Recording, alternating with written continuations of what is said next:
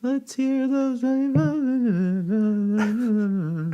I was trying to shake my drink at the microphone. So you'd say, "What's that?" And I could say, "It's a rum and eggnog," but I only have one really big ice cube in it, and I can't shake it without spilling eggnog all over myself. But just know that I'm fucked enjoying... up that people actually drink eggnog. It's like one of those things where actually every Christmas snack is sort of like something that I always want to have once, and then I feel horrible, and then I put it away for the season. My problem like eggnog is definitely one of those things. Yeah, no, I never liked eggnog, which is good because I have absolutely no self-control. So if I like a thing, I will eat it until I'm sick and my mouth is full of sores. If I like a drink and they're free, I'll drink them until I can't see and need to be carried home. And I'm the same way. Yeah, eggnog, unfortunately, has since I started combining it with rum, which really kind of cuts the sort of sugary sweetness of it. It's become quite a delicious seasonal beverage that I can't stop enjoying. So by the end of this podcast, you will need to like call my wife from Calgary or something and make sure that I'm okay. Yeah, okay. Yeah. I mean, yeah, for me, eggnog reminds me of, well, like, I mean, first of all, anyone who listens to the pod will know about my self-made Long Johns, and I think eggnog is one of those Long Johns snacks for me, where it's like I'm pretty sure I'm probably lactose intolerant, but I'm also just really stubborn about enjoying things. So I don't know. I had a friend that I used to work at actually at band camp with, and he was a clarinetist named Bradley Matsugu. And okay, this story is 100% bullshit so far. Keep going. You think that level of detail would be present in a story that I was just inventing? It's like too much detail. I know. So he was lactose intolerant, but his parents just like didn't tell him. They knew. And I don't know if they were worried that he would feel that it somehow made him deficient or that he was sick.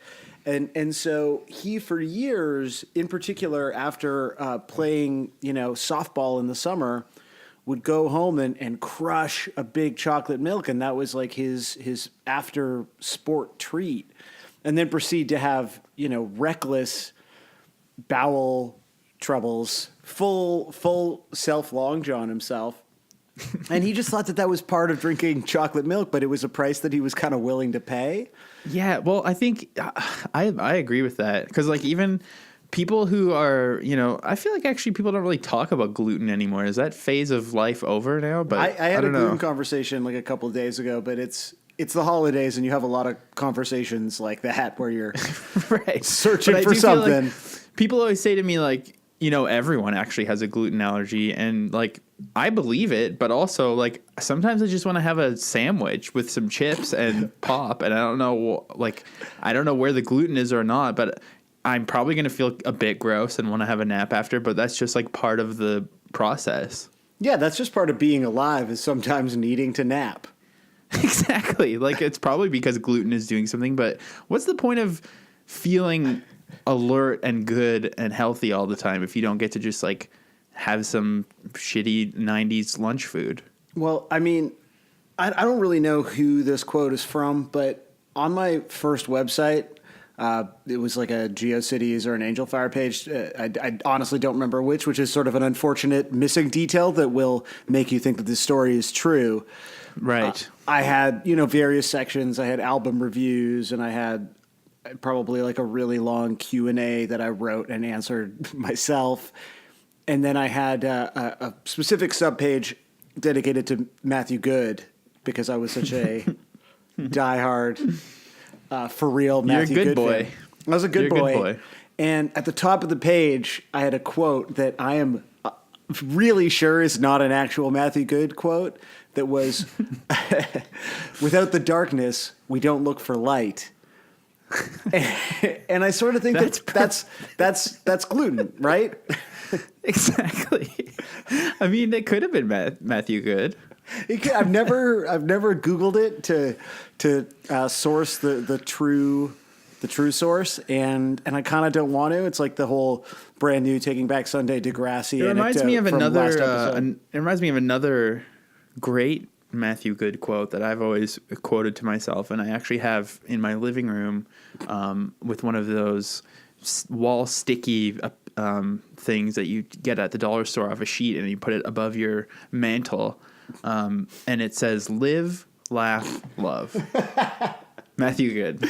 It's the classic Matthew Good quote for sure.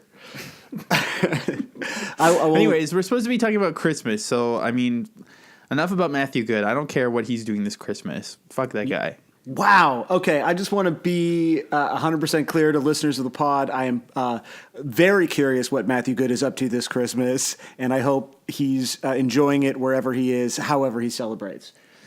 Do you think he's like very anti-consumeristic because of like everything is automatic? Yeah. Kind of lyrics. Yeah. Like, he's like, Yeah. Well, you should get deeper into the catalog. It gets even more anti-consumerist. Was that song about Amazon Prime? Yeah, it's about the sort of like one-click feature on Amazon. It's Right, or quite a self-checkout. It's about endorsement. self-checkout. So, Josiah, like I'm looking at my beautiful Christmas tree as I record right now. What is your home decorated like in this festive season? Well, right now I'm in the dark windowless hovel that I still brag as being a home office because it is, but it's very tiny and dark. I'm looking at the electric panel in case a breaker goes off where we would come and flip a switch. So you're ready, like at any time if anything happens. It's Christmas time. No, actually, we did, as I've bragged about before, we live in a hilariously large bougie loft. There was like actually, because I recorded the exclusive with my little brother in our living room, and there's some nice natural reverb that I noticed coming off even on the Skype recording. It's like just I thought your voice sounded different. So yeah, that's like just it's like a cavernous living room. Cool. So anyways, we threw out our Christmas tree before we moved because we wanted to get like a gigantic one because I think our ceiling in our living room is like 30 feet high. But wait, did you have like a real tree that you threw out before you moved, or you mean you had like an old fake tree you threw out? Yeah, we don't buy real trees because I think our cat would go insane. Oh yeah, okay. So we had like a fake one that we threw out, and then we ended up moving here, and then I found out that like giant ones, I just figured like, oh, the smaller ones are like $90, so a giant one must be like $200, but it turns out that they're like $1,500. Ooh. So we should make that like maybe that's a stretch goal on the Patreon. Right. Or I think I'm going to start just doing activism to lower the price of fake trees for large lofts. Let this be sort of the opening salvo in your war against expensive big trees. Yeah, that I just want because it's funny. But luckily I actually found one on Kijiji that was $80, and it's like 9 feet high, which is a lot higher than it sounds. Like in the living room, it's a very towering tree. Well, so yeah, we have a tree. Oh, that's nice. And we have some lights hung up, and that's about it. Well, Josiah, what can I say? But happy holidays, you bastard. It's Christmas Eve and I've only wrapped 2 fucking presents. Christmas Eve and I've only wrapped 2 fucking presents. And I hate your guts. I hate your guts. And I'll never talk to you again. If anything, you should have created a narrative about one of us being a bastard child. Oh. You think I just like... I kind of wimped out on it? Like I just... Yeah, you could have created a whole backstory about... So Josiah, Santa. I had an interesting conversation. I saw Mommy kissing Santa Claus, and then they fucked, and then I was born. That's too much prep, man. Like I don't prepare that much for the episodes. I'm not writing bits. Yeah, I don't know why. I write 3 drafts of each episode and scrap them completely before we start. I mean, you do a tremendous amount of work before each episode, and I kind of show up and I'm like, I'm drinking rum and eggnog. How are you, Josiah? That's true. It. That's the only bit I had. Yeah, you're the evil boss. You're the Scrooge of the podcast. Yeah, it's true. And so wait, so if you're the Bob Cratchit, obviously, of the podcast, then who is the Timmy? What's the little Tiny Tim? Tiny Tim. There we go. Who's your Tiny Tim? I guess is it your brother? Is it Primetime 69 himself? Yeah, it's Primetime 69 is Tiny Tim for sure. I think Marley Is that one of the ghosts? Or no? Who's the big ghost? Jacob Marley? The right? Muppet Christmas. I'm thinking of the Muppet Christmas Carol. That's the ghost of Christmas. The I don't ghost know that if bring in A Christmas Carol, the ghost of Christmas past is actually like a big jovial ghost. Anyways, regardless of that guy is Bill Billingsley. Oh yeah, Our beloved Twitter follower Bill Billingsley, who I gotta say just keeps getting better. Everyone got to follow Bill Billingsley on Twitter. What? Yeah, is he like at Billingsley 33 or something? Yeah, look him up. I mean, go on the Blink 155 Twitter. I literally retweet everything he says from the Blink 155 Twitter. Yeah. He's a great guy. I saw him saying something about like how him and Tom are neighbors or something. I don't know. I mean, but while we're doing banter, I gotta at the store. I gotta say one really quick note. It's If gonna you sound say a little, we're doing banter, it makes it. Then all of a sudden, I feel self-conscious about it. I'd rather just be doing banter. I know, but before we do any more banter, I need to like.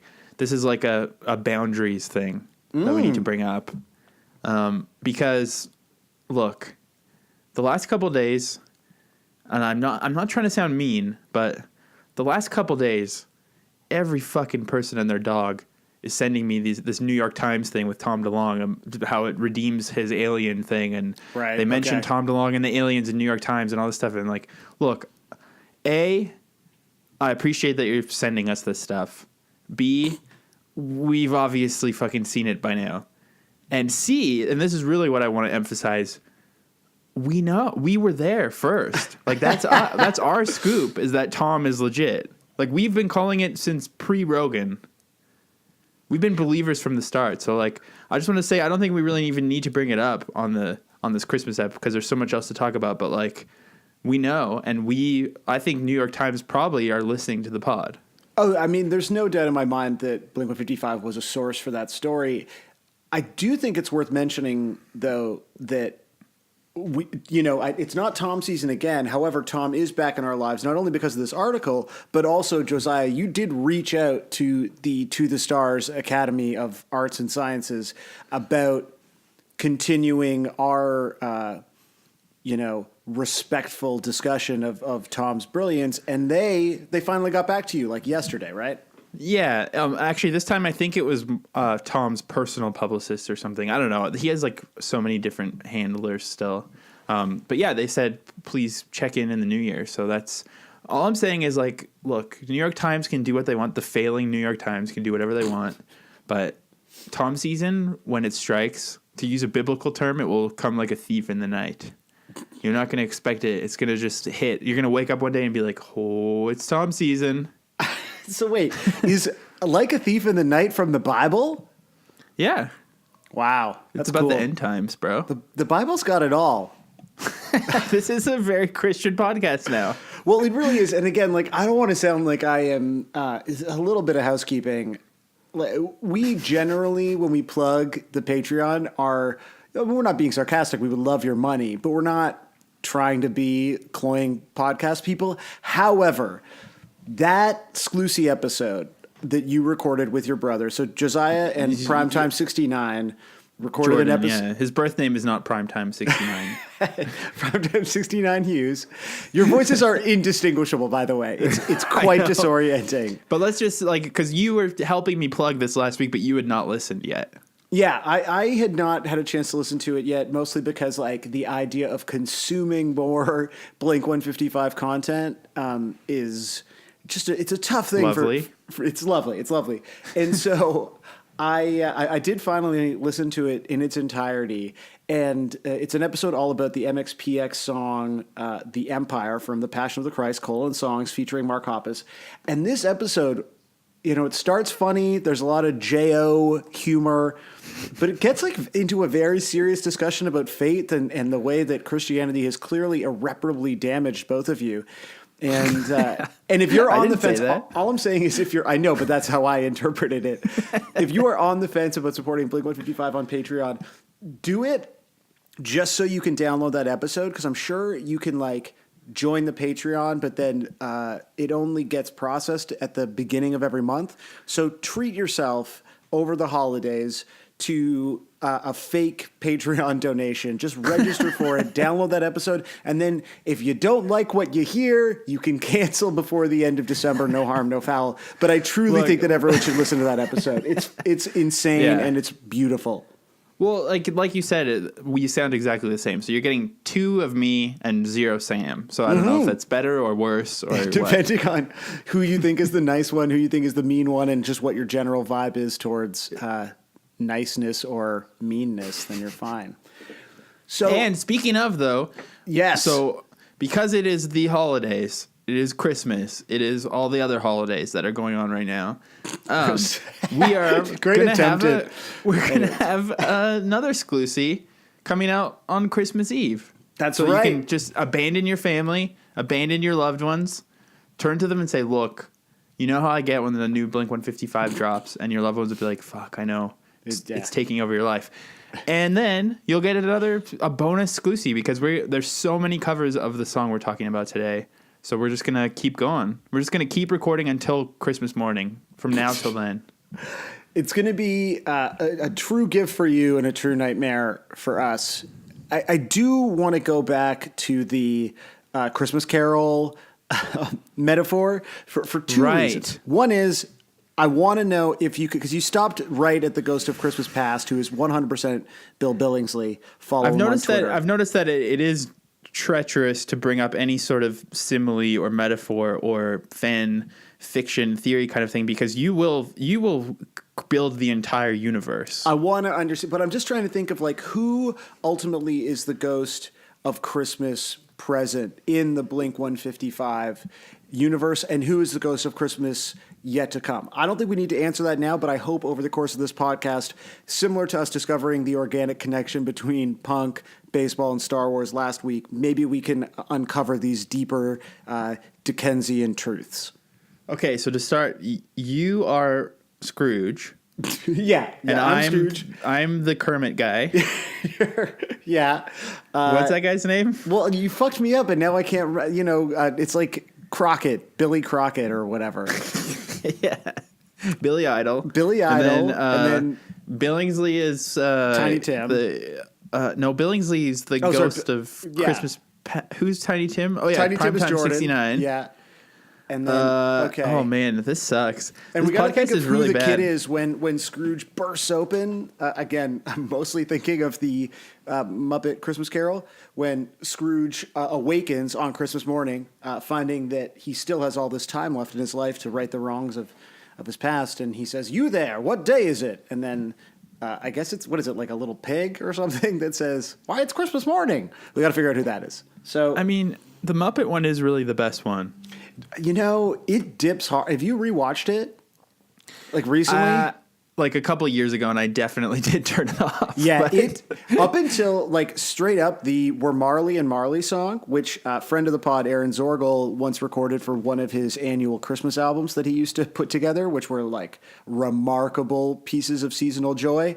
He did a truly kick-ass like pop punk Marley and Marley, which I'll put a link in the description to that if I can find it, because it's like the most just spectacular seasonal rager that I can recommend at this time. I do think that, yeah, I mean, I would love to hear that, and I do remember liking that song, but I think the issue with that movie is the songs. Yeah, after a while, it's a musical. They're pretty corny. It's not good. They're like, it's in the singing of a street corner choir. Like, that's good. Marley and Marley is good, and then it's like all downhill from there, with the exception of when Sam Eagle plays the schoolmaster. Sam Eagle, love him. How did they fuck up the Muppets so badly? Like, they were on such a good path. Jason Segel was doing everything right, and then they just fucked it up. They did, man. It's tragic. So, welcome to the internet's, now that we're 20 minutes in, the internet's premium Muppet Blink 155 podcast. Just to tie this all back again, I had been thinking about Christmas Carol. And to be honest, the way that I was thinking about Christmas Carol was actually, Josiah, that you were Scrooge. And I wondered if, over the last several episodes, perhaps you had been visited by some ghosts of online tentpole programming. Because it has been you that has suggested A New Hope for the Star Wars release. That as it came time for the holidays, said we should probably do Happy Holidays, you bastard. You know, I know. We're sort of switching places. I don't know if you fell asleep and you were visited by like Tom from MySpace or something. Extremely kind, normie, happy guys that convinced me to stop being subversive and just go with it. Just enjoy life, right? Yeah, and it's been horrible. I don't know. I thought the New Hope episode was pretty fun, and I'm having a good time so far. We'll see what happens when we start actually talking about Blink-182.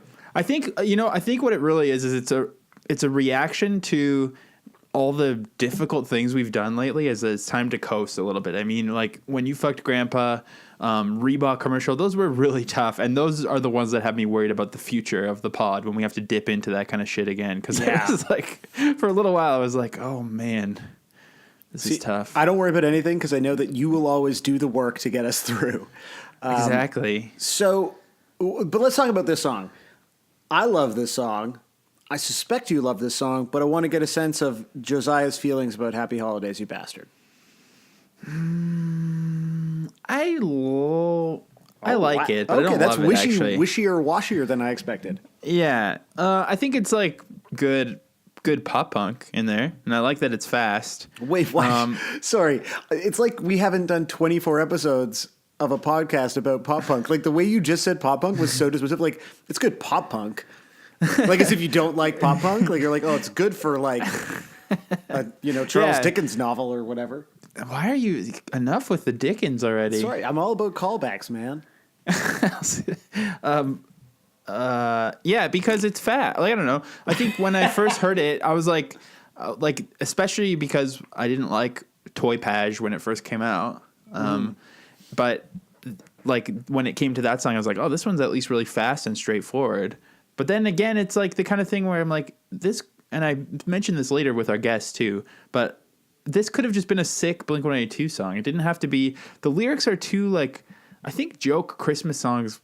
I don't know. I just feel weird about Christmas songs in general. Sorry, is this like that thing where you don't say the name of our guest until the end, as if it's not in the description or the title of the episode? I just want to make sure that I toe the line. Elon Musk is our guest this week. Oh, dude, there is a Tesla on my street that just got a brand new paint job. It's always had this horrifying... You should key it. I honestly should. So it's been matte green for the full kind of 6-9 months that it's been here. And then just today, it got a new paint job. I got a text from wife of the pod, Ashley, as she was leaving and I was coming, being like, make sure you walk this way home because you have to see the Tesla. And it's got like sort of zebra stripes is the only way I could think to describe it. Like not literally, but like graffiti style zebra stripes on it. And then kind of a black racing stripe down the center where there's no zebra vibe. And then on the hood in kind of, graffiti style calligraphy, it says, to our future, for our future is what it says. Anyway. So Elon Musk will be on the pod. Street. You're saying Matthew Good lives on your street. It's another one of his classic quotes. Yes, For Our Future was a single from like the second last Matthew Good record. The guest this week is Jesse Farrar, very funny man, Bronze Hammer on Twitter, co-host of your Kickstarter Sucks podcast. Probably like the biggest breakout Twitter of 2017 after Blink-155. I think that's kind of safe to say. It's us, your Kickstarter Sucks, episode 1. And breakout podcast. You said Twitter. Yeah, no, I agree. Sorry, I misspoke. Yeah, definitely Blink-155, YKS. I would pretend that I knew about other podcasts, but I don't, to keep doing this bit. Don't you listen to podcasts at the gym now because you're a total normie? Yeah, but I don't go to the gym. That's part of it. There you go. Oh shit! I'm having a midlife crisis right now. I know. You got to just start drinking again. I mean, you shouldn't. Honestly, if you shouldn't, I shouldn't joke about that. Well, I'm getting after last week when you were praising Carrie Fisher's rampant drug use. I know. I know. It's bad. No one got mad at us. It's fine. We're invincible, dude. Well, because again, I think that was late enough in the podcast that it's highly unlikely anyone listened that far. Although we do have the more advanced analytics now in beta through Apple. So anyone listening on a like OS whatever device through Apple Podcasts, we see the completion rates see now. you. We see see you to completion. And honestly, the rates of completion are fuck it. Look, it depends on all kinds of things, all right? And if you've eaten some pineapple recently, it might be a little taste. Anyways. So you just hate Christmas songs? Like that's your problem with Happy Holidays, you bastard? I feel really confused about Christmas this year, to be honest. I feel like it's like I don't I'm not like super feeling Christmassy yet right now. I don't know why. Maybe it'll strike. Hopefully it'll strike soon. But B, I feel like there's just not enough Christmas pop culture to go around. I feel like I'm sick of everything. And everything else is like kind of like some outlier or whatever. Like you could, but especially Christmas songs. Sorry, like what? Some What'd sort you of say? outlier. Like, sorry, I was trailing off because I remembered I talk about this later too. I'm trying No, not but to I mean, repeat like, myself. is that how you pronounce? Is it not outlier? I don't know. Outlier. What the fuck? I never say that word out loud. But I mean, it's like it lies outside. It's an outlier. Outlier. It's like, I think we screamed about this at one point in an episode about emo revival, but it's that fucking band that is so wretched. The Hotelier, which is like named after a fucking Atari song, and then they're like, oh, we're the Hotelier, Hotelier now, Yeah. and it's like you honestly should fuck off forever. So. As you were, I just cannot saying, get a thought out today. Sorry, man. I don't know what's going on. So you're sick of all the Christmas pop culture. So none of it gets you in the spirit anymore. There's just nothing like, and especially, well, it's ironic that I'm saying this because my band Prenup, we did a Christmas song last year that we released a music video for this year. So I've contributed to the Christmas song canon with my own song, but I'm also just kind of sick of it all. So when you made that video, when you wrote that song, you weren't feeling the Christmas spirit? Well, that one I was, but that song is more tongue-in-cheek because that was like, I was trying to write a Christmas song from the perspective of someone who's like obsessed with Alex Jones and like conspiracy theories and stuff. Yeah. So it's like, that's like my answer to Christmas at Ground Zero by Weird Al. That's what I was trying to go for, which I think is a sick Christmas song. But again, I'm not going to put like, I just feel like especially... And again, I understand the irony of me saying this, but the zany Christmas songs are just played out, and they just remind me of some fucking uncle somewhere with an acoustic guitar cornering you at the family gathering to show you this like limerick ass song that he came up with. You got weird uncles, man. Just limericking at you all through Christmas dinner. Actually, I do have an uncle who I think is a cool guy, but he made this like comedy album when I was a teen, like a comedy music album, like sort of Weird Al vibe. And I was probably like 15. And my middle brother, Johnny, who is a sick drummer, was 13. I think that's probably the age, maybe even a bit younger. And he flew us down to San Francisco to play on the album. What? So we, like, this is a cool uncle. Yeah. Fuck, what's it called? I can't remember what it's called, and I don't know. I don't want to make fun of him too much. You can DM me. I'll find the link for you. Okay, so you don't want to get... Like, I appreciate that. That's fine. There's like songs that are like the reason I don't want to name it is because it's really bad. There's songs about like there's a song about being on tour where he's like, I just want to shoot my load, but I've got a dirty gun. Wow. And there's like a disco song called Stinky Dancers. It's about people who are like bad BO on the dance floor. Anyways, it's like a quirky, fun uncle thing. Dancers. It's a quirky, fun uncle thing. But then we recorded this. We like went down to San Francisco again to like play a release show with him in a bar, and it was like just like a family thing. But along the road of that, at some point, I told him back then, because this was like in the 90s probably, or maybe like 2000-ish. I told him that about like where I read about music. And then like a few months later, I picked up the Heart Attack fanzine. and he had sent them the CD, and like my What? name and my brother's name was published in there as being musicians on it, and they're like, well, I guess this guy's nephews are like into punk or something. Anyways, this is like some I don't really get it, and I don't know why they sent it to us, but that was the only time I was ever mentioned in Heart Attack fanzine. Holy shit, dude, that's awesome. Yeah. Like, I just like to imagine your uncle being like, okay, the kids know what's up, and he doesn't realize that you're like a, punk Wannabe freak. punker. Yeah. And just imagine getting that. And like, I like that they reviewed it. Like, I like that they. Yeah, I mean, it's funny how punk reviewers are always like so comprehensive that they'll review things that they have no opinion of or they'll just be like, I don't get this, but it was on my desk. And then that's a review. Yeah. I've written a couple of those. Wow. Yeah, so there's a little tidbit for you. I mean, was there any conflict in your family at all? Because, again, it's no secret that you sort of came up in I was going to keep wanting to say the youth crew scene, but, the youth group scene. Bit of both, really. Yeah, obviously, from last week's Sclusy, your whole family is very Christian. So how did like your parents or your other brothers feel about playing on a song about wanting to shoot your gun? But what? Oh, well, God. they didn't care. It's not like a straight-laced rigid wool suit kind of vibe that you're imagining. They didn't care about that. They were just like, oh, that's not funny at all, but at least you get to go to San Francisco and be with your uncle. Yeah, that's sick. Now, so where are we going with this? Well, no, I had no idea that was going to come out. I mean, neither. First of all, where are we going with any of this?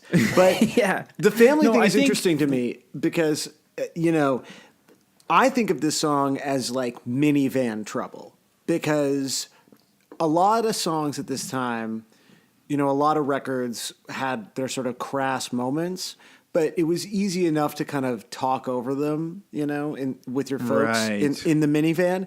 Whereas this, and I had a similar problem with the Romeo and Juliet soundtrack and Local God by Everclear has such, it's just 45 seconds where you have to talk and hope that your parents don't listen at all to the music. Because for some reason you put on Yipow in the van with them. Was that ever a problem for you? Because this song is like, you can't kind of dance around the vulgarity. Yeah, I'm trying to think. Like, I mean, I remember the Contraband short songs for short people on youth group trips where we would pass around the Discman. Shit. I remember just feeling like such a criminal listening to the Blink song with my headphones on. And the Nerf Herder song's pretty pervy on that. Yeah. Like there's some filth on there, but I'm trying to think music wise, not really. Like I always had a Walkman, but I also always liked the music that my dad liked when I was a kid. So it was usually pretty fine. But I'm trying to think. I more have memories of going to see movies, even with my in-laws. Like I remember sitting beside Sarah's mom at the movie Greenberg while Greta Gerwig is getting fiercely eaten out on a table, just sitting right beside Sarah's mom. But then it almost made it worse because she started giggling and elbowing me, and I was like, "Oh my god, this is so uncomfortable." Giggling and elbowing you? Yeah, maybe she recognized how awkward the situation was to begin with. She's funny. That's a funny response from a proper adult to just be like, "This is hilarious that we are having to endure this together." Yeah, exactly. I like her. That's great. That's a great response. Yeah, she's a great woman, but I don't know. I can't think of too many experiences with lyrics, but yeah, this is definitely, and also, I mean, we haven't even really talked about the song at all yet. There's not that much to say, but I will say it's 42 seconds long or something. I mean, it's short. Something I find annoying about it now, too, is that they still play it live, year-round. There's some factoid that I wrote down. They always turn the lights off and play it live in the dark. Yeah. Even at, Lollapalooza, they did that. I don't know why. Yeah, this is not, a funny forever song. And that's maybe a little weird, because otherwise, and also, we've established that When You Fuck Grandpa exists for a very funny reason. in that episode, which people can go back and listen if they haven't. But this song is on the main part of the album. Like, I just don't really I don't understand the purpose of this song as much, because it's like clearly a very half-assed joke. And Mark said he just wrote it actually when he was grumpy wrapping presents for Christmas. But then it made it on the regular album and they still play it live. And I just, for some reason, it just like doesn't sit right with me. Yeah, I mean, it's weird that it shows up so early. I kind of like it because I think of it as like a purity test. You know, you get through the sort of like big pop tunes, and then there's this, you know, potentially alienating for some of the fan base that had maybe come on after all the small things, you know, just blast of total immature kind of nothingness. And I at least appreciate the idea of treating it like a real song, as deserving of the same respect as, you know, Stay Together for the Kids, which comes right after it, right? Is that the sequencing on this record? I mean, that's fair. I guess it's true, but like, again, well, here, first of all, before we talk more about the lyrics and stuff, so this is them playing it at Lollapalooza in 2017, some 16 years after it came out or whatever. And this is how they still introduce it, like as if they're just the edgiest fucking band in the world. Look, I know there are a ton of amazing bands playing this weekend. But not one of those bands that you're going to see this weekend is going to do what we're about to do right now.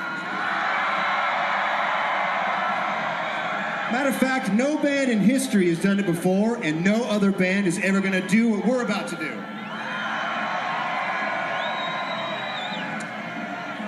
So take out your cellular phone, turn on the flashlight feature, and watch in utter confused amazement as we perform a song entirely in the dark. It's Christmas Eve and I'm going back to... What? Yeah, that's not even a good bit. Yeah, like It's I just feel like strange. if you're going to do this hype, I guess the thing I'm feeling, I just figured it out. If you're going to hype something up as being such a stupid idea, it needs to be stupider. And it's just too much in this middle area where they're like, yeah, check it out. We're playing it in the dark, and it's like a filthy song, but it's about Christmas. But it's like, it should be dumber. It should be like, I don't know. It just should be dumber. Yeah, I mean, it's a real like middle mushy nothing of a joke. Like, what's the song on Short Music called? Like, does it have a name? Yeah, everyone's gonna get so mad. All the diehards are gonna be rolling in their beds When was the right last now. time you listened to Short Music for Short People? Actually, a couple years ago, it was a special anniversary, and I pitched a certain Vice-owned music publication about doing a track-by-track breakdown, and it was shot down by them. Oh, So see, I would have clicked on that. That's a funny idea. I know, and they're like, really? Short music for short people? That's not funny enough. And I'm like, come on. Dan It's Ozzie called Family or whatever. Reunion. Yeah. Family Reunion. Oh, that's what right, that song's okay. called. Like, that to me is a really funny song, because it's also like even crisper than this one. I don't know. That whole Lollapalooza thing just bummed me right out, man. I was like feeling pretty good about this song. Well, okay, here's the other thing I want to show you. So, well, again, I want to talk about the lyrics in a second, but somebody on Reddit had shared prior to Toy Page, as I'm calling it now, coming out, they had played it live, an earlier version of it beforehand with slightly different lyrics. Okay. So I'm just going to, let's listen to that first, and then we can talk about the lyrics. They have a brand new song of history. You guys want to hear it? Goes like this. It's Christmas Eve and I've only wrapped 2 fucking presents. Christmas Eve and I've only wrapped 2 fucking presents. And I hate your guts. I hate your guts, and I'll never talk to you again. Unless you touch my cock, I'll never talk to you again. Unless you suck me up, I'll never talk to you again. Ejaculate into a sock, I'll never talk to you again. I'll talk to you again. Thank you. I think that's better because it's more focused. Like It that is, song yeah. that he just sang, it's obviously very problematic and offensive, but it's about he's frustrated that he has to do all this Christmas bullshit, and he's only doing it because he wants to get laid, presumably by his wife. And like, Well, that's obviously not the best message, but it's a song that makes sense as a joke song. well, if that was like a secret track on this record or another Blink record, it would be like a, I was alone, when you fucked grandpa type little fun gem, but fully developed. And I mean, at least in this version of it, and I think maybe we can get into this now kind of lyrically, the one that ended up on the album is so kind of confusingly hateful that unless I'm not thinking about it correctly, sort of can't, I mean, maybe it's very offensive, but like sort of hard to think of it as being super problematic because it just feels so like deliberately misanthropic. How do you feel about the lyrics to the song, Josiah? I agree. It reminds me exactly of When You Fucked Grandpa, where you're just like, did like a offensive Mad Libs game write this or something? Like, is this like a Cards Against Humanity, the one that you don't pick as the winner when you're forced to play that awful game? Like, it's just like, it doesn't really make any sense unless... You don't like Cards Against Humanity, Josiah? I feel so ashamed of myself whenever I play it. It's so Dude, it's so awful. Yeah. It's so Rick and Morty or something. Is it? I don't know. I've never watched Rick and Morty. Thank God. Anytime we can keep doing the pod. Yeah, exactly. Anytime you play Cards Against Humanity, it just feels like a crutch for, I don't know. It's like, I feel bad. If someone listening to this likes Cards Against Humanity, good for you. They seem to be a very funny company. Like, I like the stuff that they kind of do sometimes. Yeah, but what fucking company isn't funny now, you know? Like, every no, company's funny. It's, But no, I think, here's what I think. When I play Cards Against Humanity, you're right. Like, everyone is just racist and edgy. But also, as someone who actually cares about jokes, I like always try to make it actually a working joke with my turn, and I never win because it doesn't get the shock laugh, and then I get even more angry. Yeah, no, because people always like to think if it's like Hitler, abortion, Asian baby, or something, and you're like, well, Yeah, we should it's write stupid. a Cards Against Humanity expansion Blink-155 pack. a dish. Yeah, Yeah, it's good. totally. That is what this song feels like, though, because like, why? Like, I get they love to say your mom, your dad, but it doesn't work. Like, it worked before as my wife owes me sex because I wrapped presents, which is like obviously deeply shitty and just shows the patriarchal mindset that existed within this pop punk band before they learned how to hide it better. Yeah, like what do you think happened sort of between debuting this song live in all of its sort of toxic masculinity and this more, sort of vulgar Mad Libs, scattershot, I'm wondering if but inoffensive version. I wonder if part of it was like, look, we need to actually add a second verse, because the second verse also frustrates me. And I know you wanted to do this song when it was Labor Day, which would have been a great 5-minute episode about how it was, how they said the name of the day. But that was back when you were so critical of tentpole programming, Josiah. And I guess the shoe is on the other foot. But so now you hate the second verse too? Well, it's like, what, did 9 months go by? First of all, like Labor Day's in September, right? So it's 9 months later. 9 months later, and now the first verse, he's mad about something. He's mad that he has to wrap presents. The second verse, is he mad that his grandpa ate 7 hot dogs and shit his pants? It seems like he doesn't have respect for his grandparents. That's how I interpret that. Yeah, and it's making him angry. Like, why is this person shitting their pants? When, right. Like Mark's not that far from his pants shitting years. I mean, it starts earlier than people think. Well, yeah, I guess I do like it in that it's about long johns. So it's in keeping with those your years interests. Strike some of us at a very early age. Yeah, exactly. Is that why you don't like the song? Do you feel personally attacked as someone who would eat things that they weren't supposed to and then in excess shit your pants always? Yeah.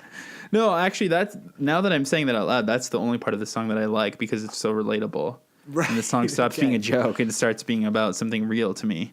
But good, man. no, I honestly think it's really unfocused how it jumps to Labor Day. Like, because again, if you're making a Christmas song, you're going to market it as a Christmas song, and then you're talking about something that happens in September. Like, what the fuck? Yeah, it would be like having a Blink-182 podcast where you mostly talk about Muppet adaptations of, famous novels you've never read, or like emo revival bands you hate. Sort of, right? I think, yeah, something like that. Yeah, it's just not delivering on the promise, of the title. Well, I guess they're saying happy. Actually, that's the thing. The title is Happy Holidays, You Bastard. So if anything, they should have added a third verse and mentioned another holiday. And then I would have been like, okay, I see what they're doing. They're making it about how every time the holidays roll around, some sort of family mishap happens. But instead... Labor Day isn't like a big... I mean, obviously, maybe you have a barbecue with the family, but, no one ever says happy holidays around the September long weekend. It's like, have a good long weekend. It could be like, have a good long weekend, you bastard. But it's a stretch to call it a holiday the way that Christmas is a holiday or like but again, that's Ramadan or Hanukkah or whatever. Technically a holiday in that I think it's a day off. So, I mean, he needed a third. It's May long weekend. Yeah, and it's Victoria Day long weekend. My auntie, I don't know. It's the Ontario Civic Holiday. But speaking of other holidays, there is a absolutely horrible parody of this song called Happy April Fools, You Bastard. Oh, great. So this is going to be probably the worst part of this already mediocre episode. So, this is YouTube user Pencil Eraser Music. It looks like they're a brony based on their picture here. Okay. So I'm just going to play this for you, and you can just hear what it would sound like if they mentioned another holiday, which is definitely not an actual holiday. Okay, sick. Oh, wait, fuck. There's like some stupid intro. I was loving it. Okay, here we go. Okay. It's April Fool's and I've only got one line to work with. It's April Fool's and I've only got one line to work with. So I'll make up shit. I'll make up shit. And you'll never hear this song the same. Unless you've never heard of Blink. You better go listen to Blink. And don't you dare say that they stink. It's April Fool's and I've still got only one line to work with. It's April. So stressful. That gave me severe anxiety. I hated it. And now I'm just thinking about all of the covers that you've promised me of this song that I came into this feeling fine, and now I'm just like I'm emotionally drained just by that 10 you didn't seconds. even see the Rage Comics meme that exists on this video. But yeah, those just in case you missed them, those lyrics were, "It's April Fool's and I've only got one line to work with. It's April Fool's and I've only got one line to work with. So I'll make up shit. I'll make up shit, and you'll never hear this song the same unless you've never heard of Blink. You'll never hear this song the same. You better go listen to Blink. You'll never hear this song the same, and don't you dare say that they stink." Mom, I agree with that final sentiment. What? Like, why? Just like, It was some sort of prank that they did for their 400 subscribers or something. I don't know. Look, April Fool's is like already really annoying online, and it's like, I don't know. It's just like a time for all the fucking court jesters to come out and shake their little weird hats around. What do you think the Moon Pies Twitter account did on April Fool's this year? Or has Moon Pies only been good for the last week? Yeah, I think Moon Pies is one of the few pure things that's not ruined yet. Yeah, give it time, man. By April, it's gonna be you're gonna find out that it's owned by Denny's or something. Yeah, exactly. Moon Pies will milkshake duck itself in the next 4 months. So, well, that would actually almost be better if a brand just wound up being publicly very racist. I would love that. That would be awesome. All right, well, that's true. That's interesting. Although, isn't that like what's the American chicken chain that's like really like Chick-fil-A? homophobic. Yeah, Yeah, but it's so good. I've never And had it. the guilt of the homophobia just makes it taste so much better. It's like a forbidden snack. See, I've never had it because I'm a good ally, Josiah, and I think that you could you could afford to stand in solidarity with our LGBTQ brothers and sisters. If maybe you can't have a sandwich, but like think about what they've gone through historically. Honestly, I had always wanted to try it, and then when I had the chance to try it, that had already happened, and I was just like, I'll never tell anyone about this. It'll be fine. And now I've just talked about it on the podcast. Set it into a microphone. So, please don't listen to this podcast. Yeah, no. If you've already listened, that was Primetime 69 talking. You could definitely start blaming everything fucked up that you say on this podcast on your brother because you guys are very samesies.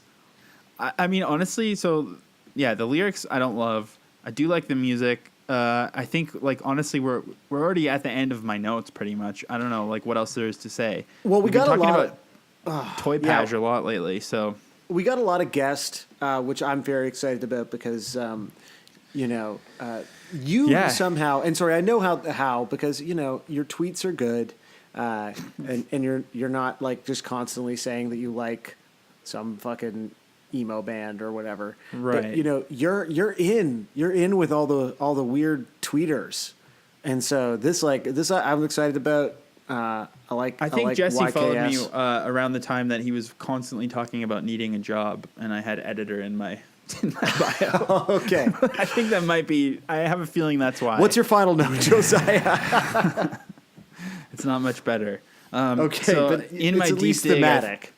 In my deep dig, I found a Scottish web series called Metalheads with a Z at the end. Okay. And their Christmas episode is called Happy Holidays, You Bastard.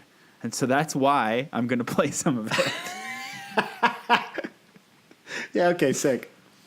Go! The fuck? Becky? What time is it? It's time for you to wake up, Skull. Yeah, you fucking took care of that. Be metaphorical, asshole. Are you here for a rebound shag? Because Tails is a good friend of mine. So can we keep it off of the Snapchats? See, this is exactly what I'm talking about. You only care about one tiny little crooked thing. Now hold on. I have never punched a lassie in my life. Well, I did once, but she was into that. It was her kink. Bones is a lucky woman. Yeah, she is. Honestly. She hasn't even got a vagina anymore. It's more like a crash site. What the fuck, man? Was that one of those notes that like you would have left off, but you just felt like If there's something else to say, yeah. I mean, I sent you the link so you can at least see what it looks like. I gotta say, web series are really a genre that never worked out. And I think it's almost a sign. Like, you know how Netflix is like, oh yeah, we don't have as many notes, so we can make like the best art or whatever. But like, web series make me think, maybe those producers do have good notes, and like we should listen to producers a little bit more. Because when you're just left to your own devices, you make very bad things. Yeah, web series are all bad. I do think that maybe we should do one next year, though. Because like my favorite thing about a web series is like they're always, starring someone with they're a comedian with like a decent following on Twitter, and it's like their pet project. And so they post the first episode and it gets, like 10,000 views. And then a week later they post the second episode and it has like 50 views, and you just realize no one cares. Like no one cares what anything. No one's ever watched a web series in their life. When people talk about web series that have been sort of successfully adapted into shows, whether it was like High Maintenance or Broad City, I guess. Broad City, Insecure. I mean, I'm sure those were awful web series that no one watched. Like Oh, yeah. There's no way they were good. There's just no way. Yeah, because I don't even understand how you could. Maybe you'd be like, oh, that's a pretty good title for a show. Let's turn that into a show. Yeah, like there's someone talented in all this. Anyway, all of which is to say, I think like that is now, because we're not doing enough Blink 155. I want to add some kind of web series to the docket for 2018. So I want people to look maybe we out could for like that. I don't know, maybe there's actors on Fiverr that we could exploit Yes. to act out some sort of web series. Yeah, totally. I think it should be. We'll see. Should it be only comprised of Blink-182 lyrics? Like, should it be, scripts or? Well, I mean, we are getting ahead of ourselves because we have privately talked about we found a unreleased Josiah. Blink musical made by a teen boy that the world is not ready to know about yet because we're going to try to acquire it or something. Yeah, has he gotten back to you yet? No, we got to work on that. Okay. But no, I mean, we need this Patreon money so bad because we've already overcommitted the things we want to spend it on. Yeah, it's true. So help us fund our web series. Help us buy the rights to this musical. Help us publish a book about Los Angeles. Help us. What else? Fund Josiah's YouTube cover career, which is yet to really get off the ground. Help us help ourselves. Yeah, please. This is therapeutic. This is the only thing we know. So, do we want to listen to a couple covers now, Yeah. and then there'll be a couple of covers that'll drop to get everyone sort of through, Christmas the with their palate. families. Yeah. Yeah. So I'm trying to think. I mean, there's a bit of a crossroads here because I don't want to pretend that we missed something. Right. But I also know that this thing is the central. I checked it out. It's kind of the opening part of competitor podcast, Take Off Your Pants and Podcast. Their holiday issue or holiday episode last year, they opened with this cover. So I don't know if should we put it behind the paywall or should we still do it knowing that we're going to put our own classic spin on it because it's a year later. Wait, hold on. How do you hold on? You're gonna have to explain that whole thing again, but slower. So this cover. There's a very obvious cover that pops up when you search this song. Okay. And I was thinking, we'll save it for the exclusive because I don't want to seem like we're biting those guys' shit. Even though we both secretly discovered that podcast and decided we were going to copy everything about it. Yeah. This entire thing is stolen from those, whoever they are, who do that show. Yeah. So I was trying to decide, should I put it behind the paywall or should I just, it's so just out do there. it, man. So, Let's just do it. Let's just put our own authentic bants. Yeah. Our spin. Okay, well, this is actually a pretty cool one because Mark Hoppus, at some point, he's so ageless and I feel like he exists outside of time. Like he looks like he does now, but he had a whole career hosting multiple shows for Fuse TV, and I don't even remember what that is. Oh yeah, that was the weird. Yeah, it was like an MTV, an MTV competitor in the States. Like it was on TV. This was like on television. This was a national television channel in America. Okay, well he had like a few shows on it. I think like one called like Hoppus on Pop or something, and I don't know. This one is called. Oh yeah, I think was that this like the interview show spin. or whatever? Yeah. Yeah. Okay. I vaguely remember these, but yeah, we didn't get Fuse there's in even Canada. We'll talk about it at some time because there's a awkward video where he actually interviews Tom while Tom is in Angels and Airwaves while Blink is on hiatus. That sounds weird as hell. Yeah, but anyways, on one of his Fuse shows, A Different Spin with Mark, he did a piano version of Happy Holidays, You Bastard, featuring none other than Ben Folds. Yo, I love Ben Folds. Have we talked about this yet?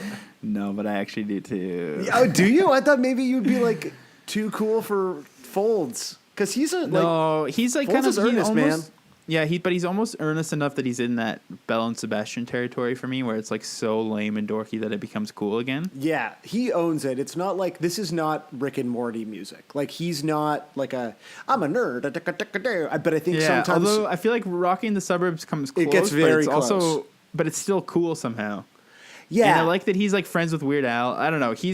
Maybe I was just a more innocent man back then that I would let myself enjoy something like that, but I do like Ben Folds. Dude, Ben Folds is so sick. Ben Folds loves acapella. He was the host of a acapella competition show or something. We never got it up here, and I haven't pursued it. Wild and Out with Ben Folds. Yeah, Wild and Out with Ben That's Folds. That's an acapella show, right? It is basically. So he hosted that. Him and Nick Cannon hosted that, and then he produced that actually not fully good, but like kind of interesting William Shatner record. And right, I remember that too. With the cover of Common People on it, which is like fucking amazing. Like a truly really great cover. And then he also, he's continued as sort of a songwriter and arranger. So he's got stuff on the new Kesha album, which I love and which I know, like, friend of the pod, Justin Taylor. It's like the only record I think he's listened to this year. And I like all of that album except for the Eagles of Death Metal parts. Yeah, you know. Sorry to my friend Colin Hanks about that, but yeah, not down, down, down, down. Does Colin Hanks like love the Eagles of Death Metal or something? Yeah, he made a documentary about the Paris attacks. Yeah. I mean, the problem with the Eagles of Death Metal is that they're a bad band, and that guy is also like a fucking dickhead. So I'm with you on that. They're kind of fun songs, but they're nowhere near as good as like. We're so lost right now. Holy shit! So I've even looked up something else by Ben Folds that I'm turning into you. Okay, so let's listen to Mark Hoppus and Ben Folds on Mark Hoppus's TV show doing a beautiful piano version of Happy Holidays, You Bastard. Welcome to a very special holiday episode of A Different Spin. I'd like to kick it off with a timeless winter classic I wrote a couple of years ago. And here to accompany me is the incomparable Ben Folds. Tickle those ivories, Mr. Folds. This song is called Happy Holidays, You Bastard.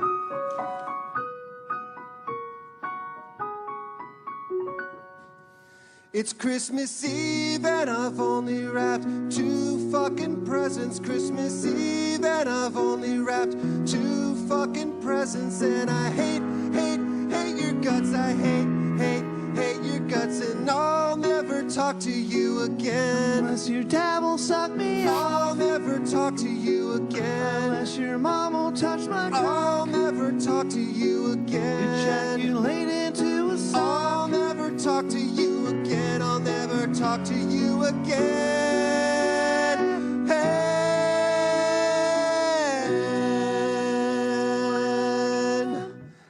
Happy. Yo, that was sick. That was so good.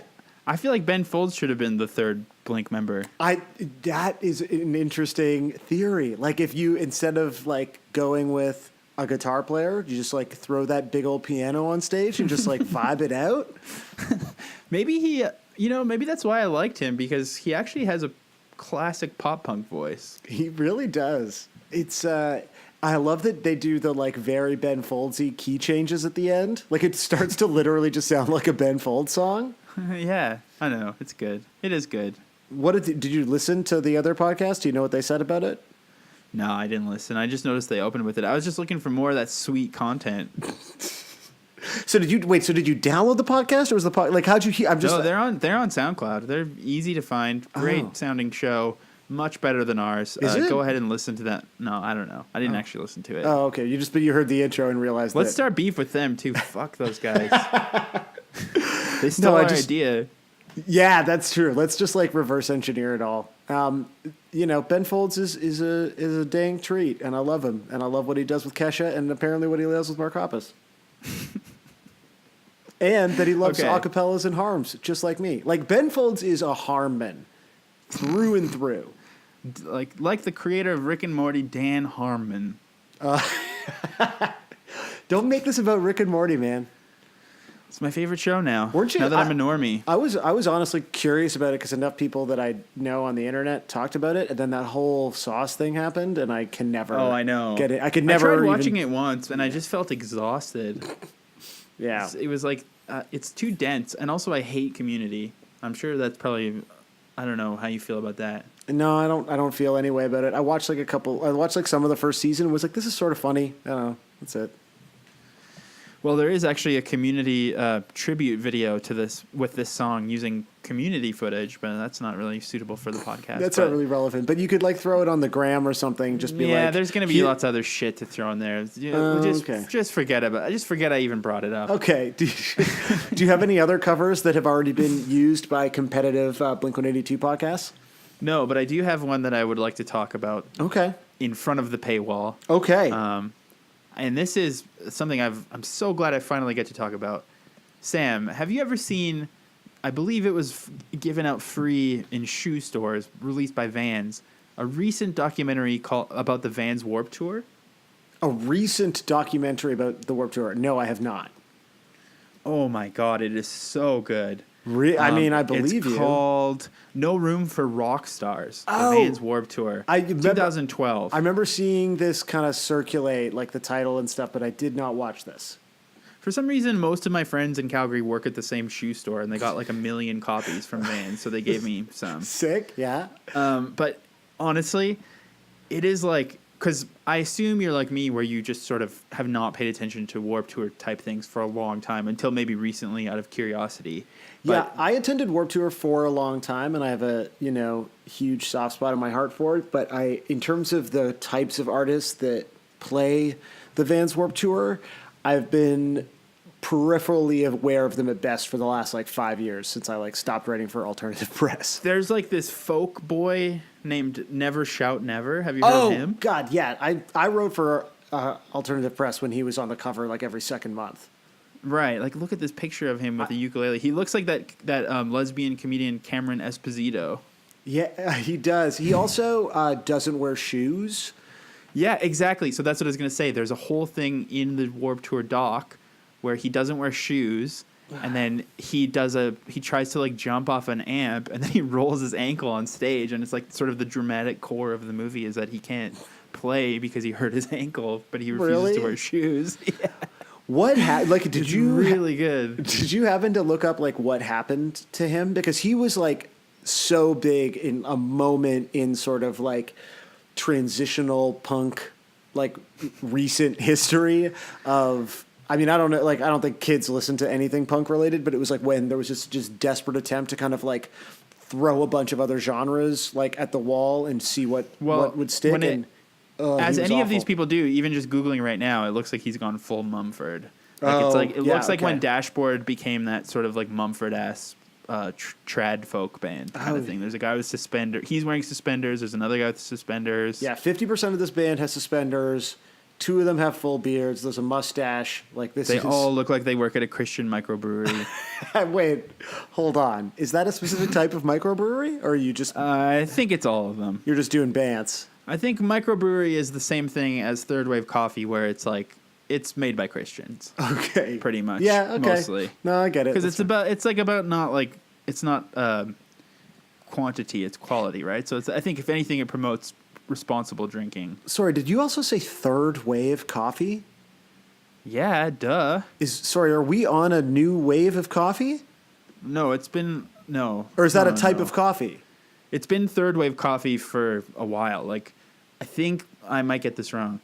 I'm pretty sure Starbucks in the 90s was second wave, maybe? Or maybe those 90s cafes with funky mom fonts were second wave. So but this third wave is you go to the coffee shop and they're using fucking beakers and stuff to make your coffee. Right, your coffee costs $7. Yeah, it's great. I love it. It's the greatest thing in the world. Yeah, that's fair. I agree. But so coffee is just ska? Exactly. It's coffee. Anyways, let's remember that. Let's make some money. So, I mean, No Room for Rock Stars, I cannot recommend this movie enough. It's that fucking guy we were just talking about, Mike Posner, that radio guy, he was on the Warped Tour this year for some reason. Okay, sick. And Suicide Silence, the guy who died, Mitch, that metalcore band, they're on it before that guy died. And hilariously enough, because I had the DVD, it's probably one of the last DVDs I owned. There's a whole segment about the Bouncing Souls who tour in this converted work truck, but that's almost completely relegated to the deleted scenes because there's so much bullshit in the main doc. Okay, amazing. It's just so good. But anyways, the reason I'm bringing it up is because somehow, as if there's not enough going on, there's a B or C plot about this band called Forever Came Calling, and I don't even understand. I feel like there's no way I can describe this to do it justice, but they're a defend pop punk sort of modern band from the middle of nowhere in Texas or something. So Junior Battles, my band played one of the worst shows we've ever played in Toledo, Ohio, with 2 bands that would go on to become full defend pop punk bands. And at the time, I believe Forever. Oh my God, this is how I know about this fucking movie. So Forever Came Calling, and I'm sorry, I know where you're going with this. So Forever Came Calling just followed Warped Tour, right? They exactly. Here's the thing. They. Are you saying you're homies with these guys or something? No, we played one show with them, and they were perfectly nice, but we were not the same kind of people at all. Fundamentally, we were very different. They have a couple songs, because I became obsessed with them for a couple weeks after watching this doc. They have a couple songs that are half decent in a fun curious sort of way. But I think without realizing it, they booked a DIY punk tour. They were in a like a shitty punk van that every punk band has. Yeah. They mapped out the entire North America, but instead of playing house shows, which probably would have built them a massive fan base, they just followed the Warped Tour and handed out CDs to the lineup. And like it makes absolutely no sense. They make no money. They like literally are crying for half. Yeah, the the dude movie has like a so breakdown. broke. Yeah, friend of the pod, making his like third appearance in this episode, Aaron Zorgel has like described this movie to me because. Oh my god, it's so good. And then they finally like, and also it seems so calculated because why would they have been filming it all along for this? Like, was this a plan? But finally their dreams come true and they get to play at the Warped Tour. But it's like they play 10 a.m. on the Ernie Ball stage or something. Like Yeah. It's so sad. All this is to say, I was so pleased and blessed to see that Forever Came Calling covered "Happy Holidays, You Bastard." for Oh, their that's great. Punks in Vegas stripped down session. Okay. They don't cry or anything, unfortunately, but let's hear what they have to do with it. Okay. It's Christmas Eve and I've only wrapped 2 fucking presents. Christmas Eve and I've only wrapped 2 fucking presents. And I hate your guts. I hate your guts. And I'll never talk to you again. Unless your dad'll suck me. And I'll never talk to you again. Unless your mom will touch my. And I'll never talk to you again. Ejaculate into a. And I'll never talk to you again. It's really sad because there's literally, I would say, probably 300 acoustic covers of this song that I'm about to make you listen to all of them. Great. But, well, I'll be higher but behind the paywall, so it won't matter to me. yeah, but like for a band that again has technically toured the country at least once. I think they've toured a bunch since then, but I mean, I would expect a lot better for this like workhorse band. But that's in keeping with sort of what our experience was, where they were like, they had all their shit, they had like a wall of merch. You know, they were one of those bands. No one was at the show. Like this was like playing for the other bands kind of show. And then they covered, and I wish I could remember, and I'm gonna ask Zorgel like at some point, because they played like a really popular, like they might have covered a Blink song. But again, for a room of no one, to me, covers are for like when the room is full and you're done your own songs, but like the vibe just says like cover Third Eye Blind, or yeah, you know, if you have to do like a punk song, at least do like an older song. And I feel like they did something like really contemporary. And for the life of me, I can't remember what it was. It was like a brand new song. I'll message Zorgel, I'll figure it out. But fuck, yeah, I mean, I hated that. That was just really, really cringy. And I feel like I have seen some of their music videos where you're like, okay, this band might have something, but I think the Warped Tour documentary and that cover are really not selling them very well. But unfortunately, this is not a Forever Came Calling podcast, so this was their chance to make it, and they fucked up. That's yeah. Sorry, boys, you will not be getting your own podcast. Okay, so final thoughts on. Oh no, sorry. We got to do 3. We got to do. Okay, 3. okay. Sorry. So final cover of "Happy Holidays, You Bastard." So this is I don't want to sell this Sclusy short because I have a whole wide Santa sack full of treats. And you're going to come down the chimney on Christmas Eve, a little early for all the good boys and girls. Exactly. But I will say this. I'm going to play you my favorite one right now because I'm feeling generous. It's the holidays. You want to give to the less fortunate, those who can't afford our Patreon. Now, there are a lot of things that don't count as covers, and that includes this song where it's like teen kids making their own music video.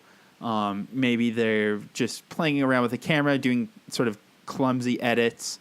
There was one where these 2 prepubescent boys, every time they said the word fuck, they did like an air hump instead of lip syncing it because they didn't want to say it. But, you know, little things like that. Cute little kids in their basement just dicking around. And it's very fun to watch, but it's not suited to a podcast. Now, thankfully, I found something truly incredible. Okay. This is some little boys. Let's see. Andrew Filipski. All of their credits. Oh, wow. Nick Carl. Matt Shaman, and then the Fat Man Dancing, which is how they've credited him, Corey Wetzler. Is that the tour manager for the Mighty Mighty Boss Tones? I think so. Now, this video is definitely going on our socials when this comes out. Okay. It's incredible, but even thankfully, it's not just a visual thing because they've done their own audio as well, a full-on cover. Oh, great. Strong language, watch at your own risk. Okay. We make zero profit off the video. They did a little thing because they have 960 views, so... and this was uploaded 7 years ago. Okay. So, yeah, I'd love to actually... I should have actually looked these guys up on Facebook because I'd love to see what they think of this 7 years later. But, I mean, before we get started, I just want to say, so there's, like, boys who haven't...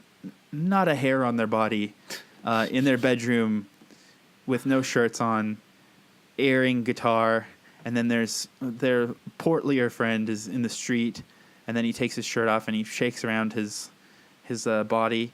He does a air blow job. I mean, there's just like, it's incredible. It's everything you could ever want visually, and now I'm just gonna imagine that in your head and now listen to this. Okay. It's Christmas Eve and I've only wrapped 2 fucking presents. Christmas Eve and I've only wrapped 2 fucking presents. And I hate your guts. I hate your guts, and I'll never talk to you again. Bless your dad will suck me off. I'll never talk to you again. Bless your mom will touch my cock. I'll never talk to you again. Ejaculate into Labor Day and my grandpa just say 7 fucking hot dogs. Labor Day and my grandpa just say 7 fucking hot dogs. And he shit in his pants. He's always fucking shit in his pants. I'll never talk to you again. Bless your dad will suck me off. I'll never talk to you again. Bless your mom will touch my cock. I'll never talk to you again. Ejaculate into a sock. I'll never talk to you again. I'll never talk to you again. Yo. Yo. Okay. I mean, so if you're listening to this, just stop, pause the pod, and go onto the socials and watch this video, because you have to upload this the second this video comes out. Like, this is... oh my God, I got so many questions. There's also only one comment from Zanzo62091. I liked the fat guy dancing. You know what? I did too. So it's like, okay. The funny thing that I find about it is that it, especially for 2011, the colors are so nicely saturated and like it's filmed quite well. This is really considered. This looks really good for a video made by a couple of teenagers. Yeah, 7 years ago. They're like in the thing that my biggest question is, like, one of the many locations is clearly just the street in front of their house. Now they have their shirts on when they're in public, but they're still just like 3 sort of dorky teens, like one of whom has like a big old, whatever that is, BC Rich, like guitar, being very goofy. And I just imagine, like, this looks like some just old New England town. Like, this looks like New Bedford, Massachusetts or something. And like, what do the other people on the street think? Did the bullies at these kids? Oh wait, hold on. I just freeze framed it. There's people in the background. If you look at O2, like look at time O2. Oh, right away. There's a woman there, like in the background, looking at them. So looking. There's 2 they have an people. Umbrella. There's a boy and a girl, and she's really giving them like some Kristen Stewart side eye sort of attitude. They're like, so the people in the background are like a brother and a sister. There's a boy and a girl. The boy is wearing like buffalo plaid. They're in frame for like 2 seconds, and they are clearly. To me, they're dating. I think they're dating. I think that's just, the older sister of one of the boys, and then her boyfriend just being like, "Oh, my brother, he's the worst." And then they're gonna go on their date to like whatever movie was big in 2011, a different Star Wars movie. I love that. I love that all of the boys are willing to take their shirts off inside, but yet outside, the only one who's brave enough to take his shirt off is this so-called fat man dancing. Yeah. And I got to say, kudos to this is an early body positive it's true. Entry. I love this. This makes me, I've like really decided I love this song again thanks to this section of the video. I know, like honestly, yeah, I guess we can... Oh, every freeze frame is such a gift. Yeah, truly. But like the story of this couple that's just randomly in the background, because again, for other people, like they're shirtless in the shower, they're like getting wild in the streets, they're shirtless in the shower again, they're like shirtless on the roof, but there's just this one scene where you can see 2 people looking at them in the background with such like, not disdain, but like disdainful indifference. Oh, Yeah, I think it's like there's that awkward period where you move past this sort of adolescence where you're really embarrassed of it for a little while, and then you kind of get it again when you get older, hopefully. You're like, oh yeah, they're just boys being boys. But this is when they're like, I'm mortified. Yeah, right totally. now. I bet these guys were mortified of this video for a couple of years, but I bet today they think this video rules because it does. Now that we've made it go extremely viral, hopefully, just in time for Christmas. Yeah, Merry Christmas, boys. Yeah. So, yeah, I think this is a good segue into the final thoughts because you're right. I mean, this song, I'm indifferent towards it. It reminds me of like goofy uncles, like I mentioned. Mm-hmm. But then you get back to this and you're like, wait a minute, this is the suburban juvenile energy of just pure idiocy, of just like dumbass kids who definitely wouldn't understand the song if it even did make sexual sense. So it doesn't matter. It's just for these boys who are bored one afternoon and should have been doing their homework. And they're having so much fun. Like every freeze frame, which the whole time you've been talking, I've been freeze framing it. They're mugging, they're pretending to suck a dick. Like these kids are having a lot of fun. This guy's pretending to jerk off. Like it's. And like, you know, it seems that the fat man dancing is the punchline, but I got to say, the boy singing, I love that he is so bad at singing that even arguably the most important note you should hit at the very end when you say again, he just sort of like gently exhales the word again. Well, so good. I think, one of the things, and this ties back to kind of the lyrics of the song that I like about at least the way this has been now, knowing that it's been sort of not that it's been made politically correct, but at least made to like not be kind of viciously like misogynist, is like it encourages, there's this playfulness to how crass Blink was that certainly at various times, we've touched on it like several episodes of this podcast, like in retrospect is certainly like stuff that's not okay. And I'm sure like there's things that like Mark feels goofy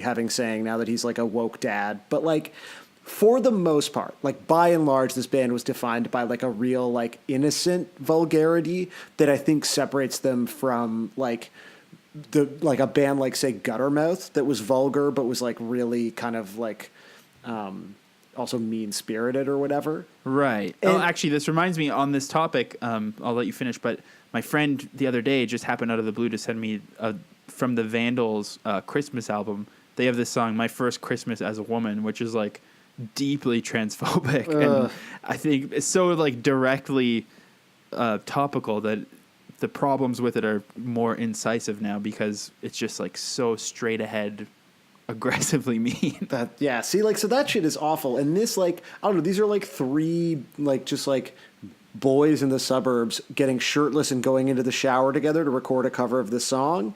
And I think that, like, that's the kind of, like, things almost that even in the band that I to maybe a casual observer, occasionally come across as homophobic. And there certainly are things in the past with the band that we've touched on that are just straight up homophobic. But, like, all the stuff about, like, sucking dicks and jerking off and all this stuff, I think encouraged, like, is, just like boys to be comfortable with each other and not like, we talked about this, like, the Bill and Ted, you watch like old 80s movies and anytime like a dude touches another dude, they have to like say a homophobic slur to each other. And I think of like this band and the sort of playfulness of the obscenity that is demonstrated by the song as being part of like breaking down some of those barriers. So like, dudes didn't have to constantly be like reminding each other that they weren't gay in order to like get their shirts off in a shower together or whatever. I mean, one day we're going to do an exclusive about the Pop Disaster Tour documentary, which is basically an hour and a half of them, every single person doing exactly what you just described. Yeah, it's fucking awesome. I love it. No, I mean, of them being like, yeah, we're in a hot tub together, but like wait, being totally homophobic like, or being insanely homophobic or like gay panic. But we're not on that yet. So for now, let's you couldn't just like let me have this moment, man. It's the same era. I couldn't help it. Okay, well, look at While you were talking, I was trying to like do computer enhance to read these license plates so we could figure out where they are. They're from. I think it's somewhere in New England. That's like based on the like build of the houses. That's my bet. If you can figure it out. While right. you're enhancing it, I'll talk for a minute. So, friend of the pod, 4 times mentioned now in this episode, Aaron Zorgel messaged me back. He said that when we played with Forever Came Calling, they played a bunch of covers, but they definitely played "Cute Without the E," the Taking Back Sunday song, which is inexcusable. So that was ridiculous. And then I think for my final thought, I've come to some understanding about the ghosts of the past, present, and the future. Oh, yeah. For us. So here's what I think. So, past we've already determined is Bill Billingsley himself. The ghost of present is a story that I told you about the present right when we got on this call. So in last week's episode about A New Hope, I was talking to our guest, Jake Goldsby, about how mortified I am anytime my wife comes home and I'm working on the podcast. And as we were recording, she came home, and so I sort of jinxed myself and was embarrassed and had to sleep on the couch. It was awful. And so Josh, like in an email dated basically or timestamped an hour before right now, said... So Josh O'Kane. Friend of the pod. Friend of the pod, Josh O'Kane, wrote me an email saying, so I was walking down Dundas earlier listening to the New Hope pod, as I do, when during the guest convo, just after you referred to your secret shame of doing the pod just as your wife walked in, I'm 99.9% sure Ashley walked past me. And we exchanged a quick knowing glance, but instead of waving or saying hi, I kind of turned away so as to not burst out laughing at the coincidence and confusing/offending her. Anyway, tell her I'm sorry for looking like I was trying to ignore her. And he was 100% walking past wife of the pod, Ashley. So in that sense, Josh O'Kane is, I believe, the ghost of the present, sort of haunting us constantly. I was thinking it might be Ashley. But I guess we could have all male characters. That's fine. Right, sorry.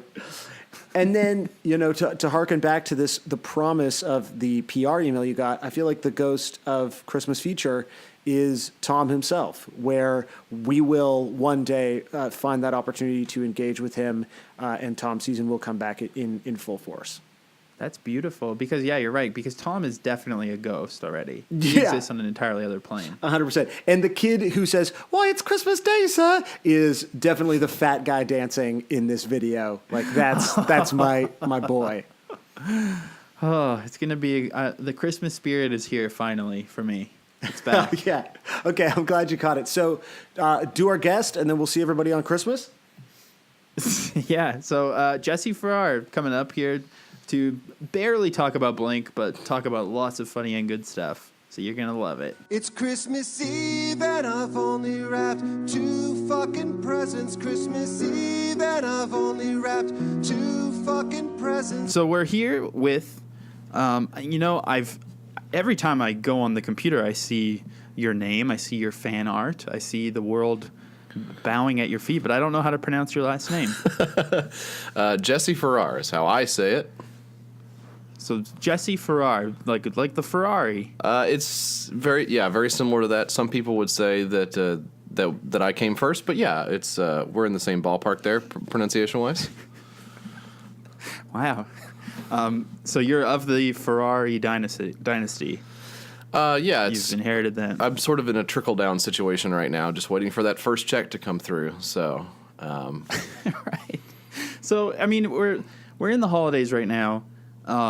I assume you have to go to a lot of family gatherings or a lot of maybe I know you're married. You might have to go to your wife's work party or something. What's the Jesse Farrar elevator pitch? Just for you're introducing yourself to a lot of our Blink-182 fans that listen to us may not be up to snuff on who is Jesse Farrar. What's the elevator pitch as you're shaking hands and making eye contact, as I imagine you do?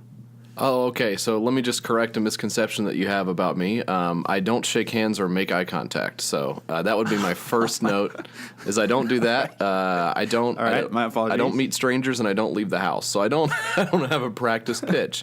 So you have not had to do an elevator pitch for quite some time. Oh no. If I have to explain something to someone, it's normally the lady who cleans my teeth at the dentist. Who I think they. I don't know how they do it up there in Canada, but down here, I think when we go to the dentist, the tooth cleaning lady makes some notes in the computer, like what your name is and like if you have kids or something. So while she's got the drill in your mouth, she'll be like, "So how is your child?" But it's like very generic notes. So she always forgets like hey, how come you're at the dentist? It's 12 o'clock on a Wednesday. Seems like you should be at work or something. So she always forgets what the deal is with me. So I kind of have to explain it. So I'll just say, well, I guess I'm a writer, kind of. And so I stay at home with the kids. Although one of them is in school now, so I just kind of putter around and clean the house. And then sometimes write some stuff or whatever. And then they'll say, well, what do you write? And I say, well, I don't know. It's kind of like sports stuff, I guess. Even though I haven't done that in a really long time. But I don't want to say, like, I can't say the thing that I wrote most recently was like about how much I love drinking. So I can't say that. And then if I say I wrote a book, they'll be like, well, oh, cool. What is it, like Stephen King type stuff? And I'll just have to be like, well, it's not. No, it's not like that. It's just like I took some old pictures and made some jokes on them or whatever. Anyways, it's on Amazon. Right. Can you just go back to like scraping my teeth with that sharp implement, please? Because that's actually less painful than trying to explain to you the nuances of my life. Right. I mean, luckily I now have a job that has a title, even though it's basically the same as what you just described. Right. But I used to hate when I was a freelancer when you get your hair cut and you're just like looking into the mirror with somebody else, having this intimate eye contact moment in the mirror, and they ask you about your life. I feel like that's what purgatory must be like. Yeah, at least at the dentist you have the excuse of there's a bunch of metal in your mouth, but at the haircut place it's a lot worse. And they're on their feet all day. Like, that's a hard job, you know? You got to talk about how you just rolled out of bed. But I feel like you're sort of selling yourself short, that you are almost like a millennial content creator. I mean, if you were on Vine, I think you could be like the next Jackson Paul or whatever those people are.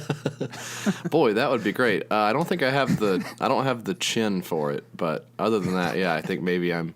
Yeah, but like, so what's the cool version of that? I'm an entrepreneur. I mean, Jesus Christ, that's a nightmare. Yeah, it's really hard to explain, but somehow you're scraping it all together.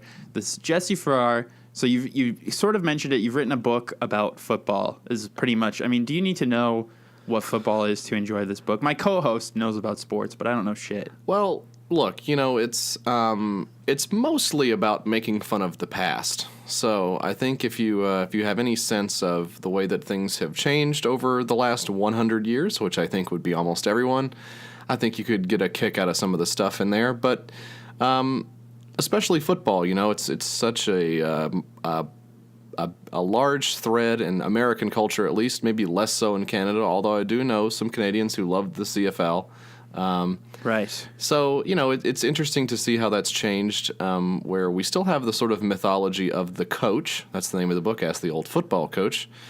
We still sort of have this coach worship in today's culture. We'll interview the coaches, we'll have them on our post-game shows to explain all the X's and O's, and mostly they speak in these, nonsensical type quotes that you'd see like attributed to Ben Franklin in a bar somewhere, and so mostly it's garbage, but it's cool to see the garbage from 100 years ago. Like, I don't remember the exact phrasing, but the general sense of it was like, don't bust a nut before you got to play a big game, because then you won't have all of your testosterone.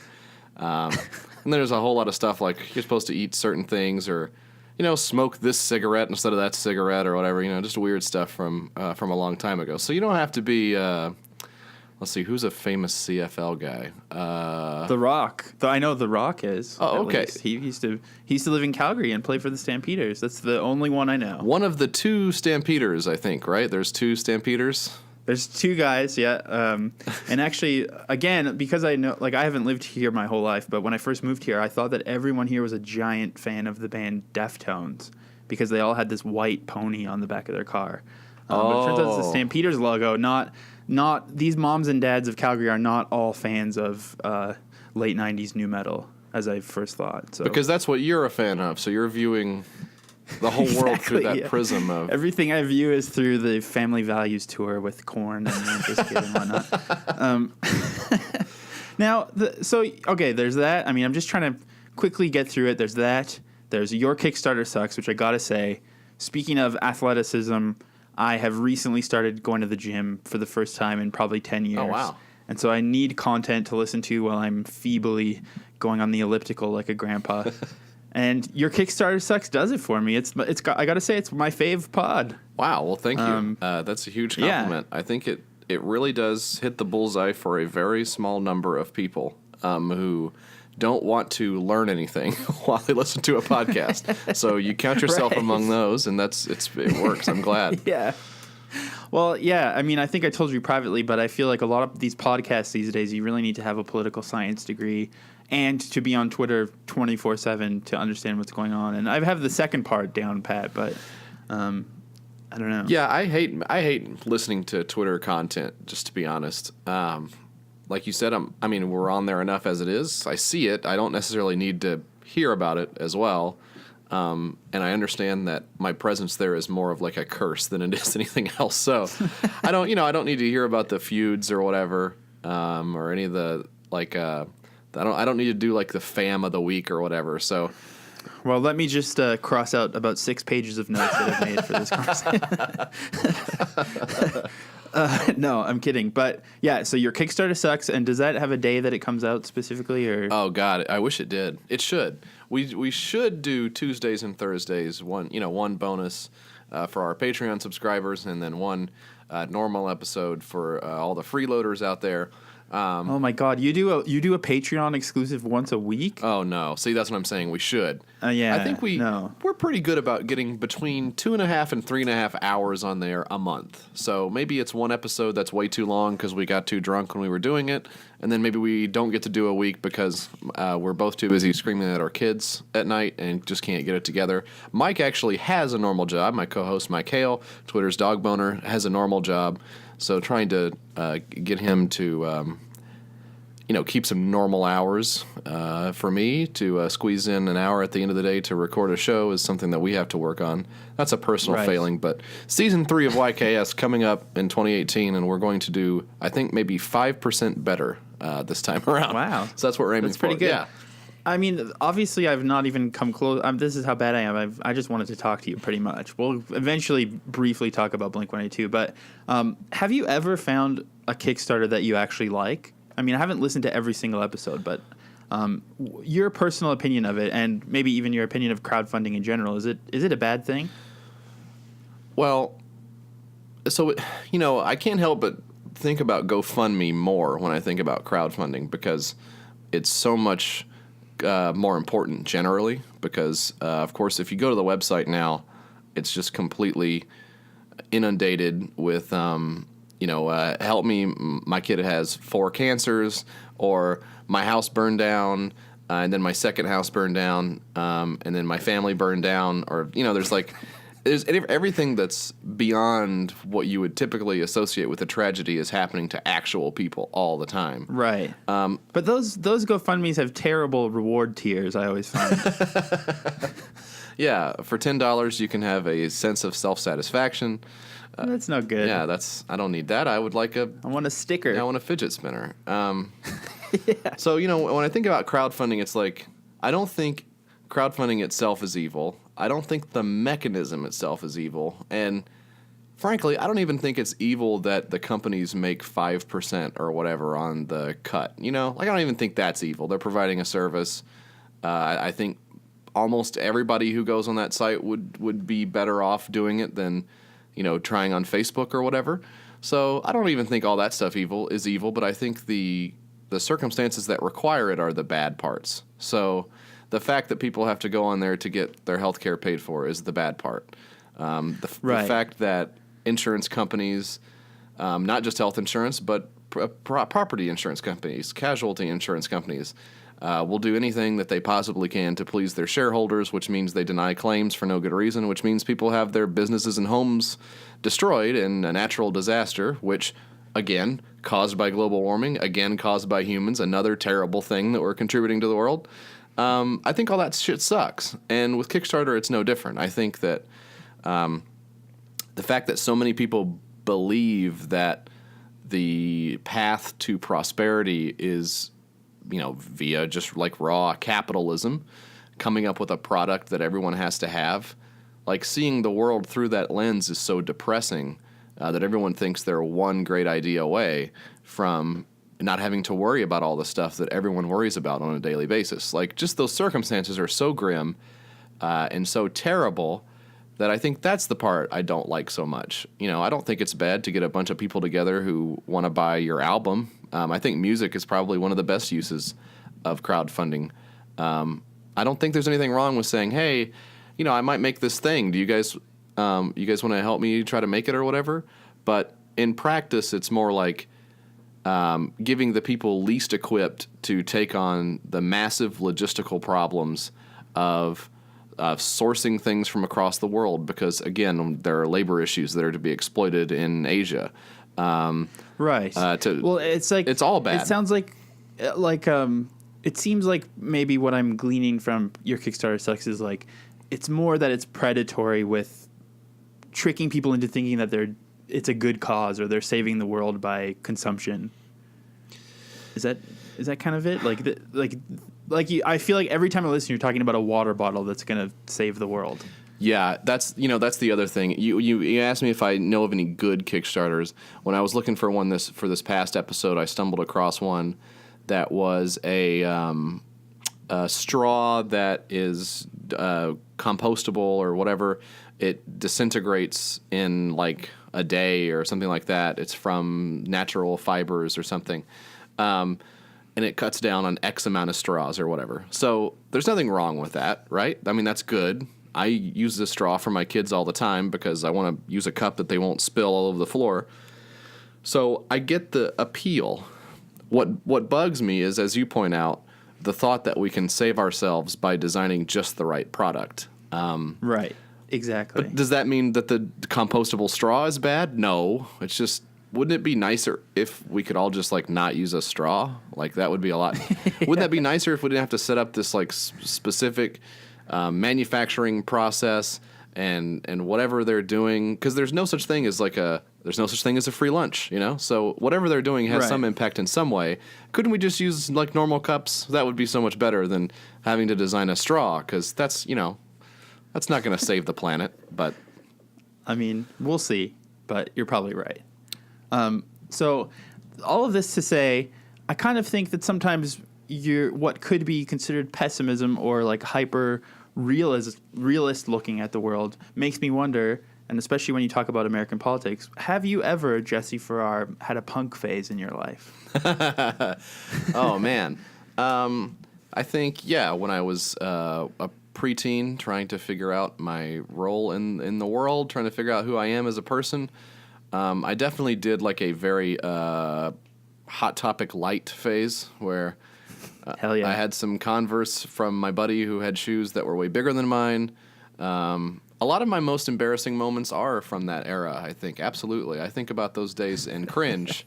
I'm sure that like an adult version of it is fine, but I think combining it with, you know, that awkward era of hormones and social anxiety and stuff made it really tough to navigate as, you know, somebody who's also trying to pretend that they have like angst or ennui or whatever when it's really just like you want to go and play video games.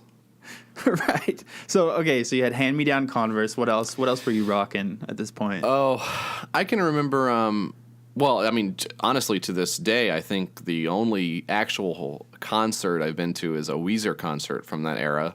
I just don't like live music very much, so that would have been the only time I ever went. I can remember being excited about that and smelling weed for the first time and going, man, that smells like dog shit. And it's true. I mean, it does smell like dog shit. Yeah. So that smells really bad. That part, I think, was that part has stayed true. I still agree with that concept of it smelling really bad. I can remember being a freshman in high school and having like a messenger bag, you know? Oh, yeah. Like an army green messenger bag with a bunch of pins on there. I'm picturing like a 90s Freaks and Geeks sort of look. Yeah, yes, that sounds right. Very, like I said, it was very superficial. But I definitely had the Blink-182, what is it, like the rabbit guy that's on there? Yeah. And then And then the pill logo as well. I can remember that. But it actually that actually got me called up to like the table of seniors who were also like punk kids, and then I hung out with them a couple times and watched movies, and so that was kind of cool. I made some friends as a result of having this extremely nerdy fake punk look about me. So I guess it worked in that sense, but other than that, I consider it a failure overall. I mean, I think what you maybe don't realize is that, I mean, I've spent most of my life thinking about punk and how cool and how stupid it is.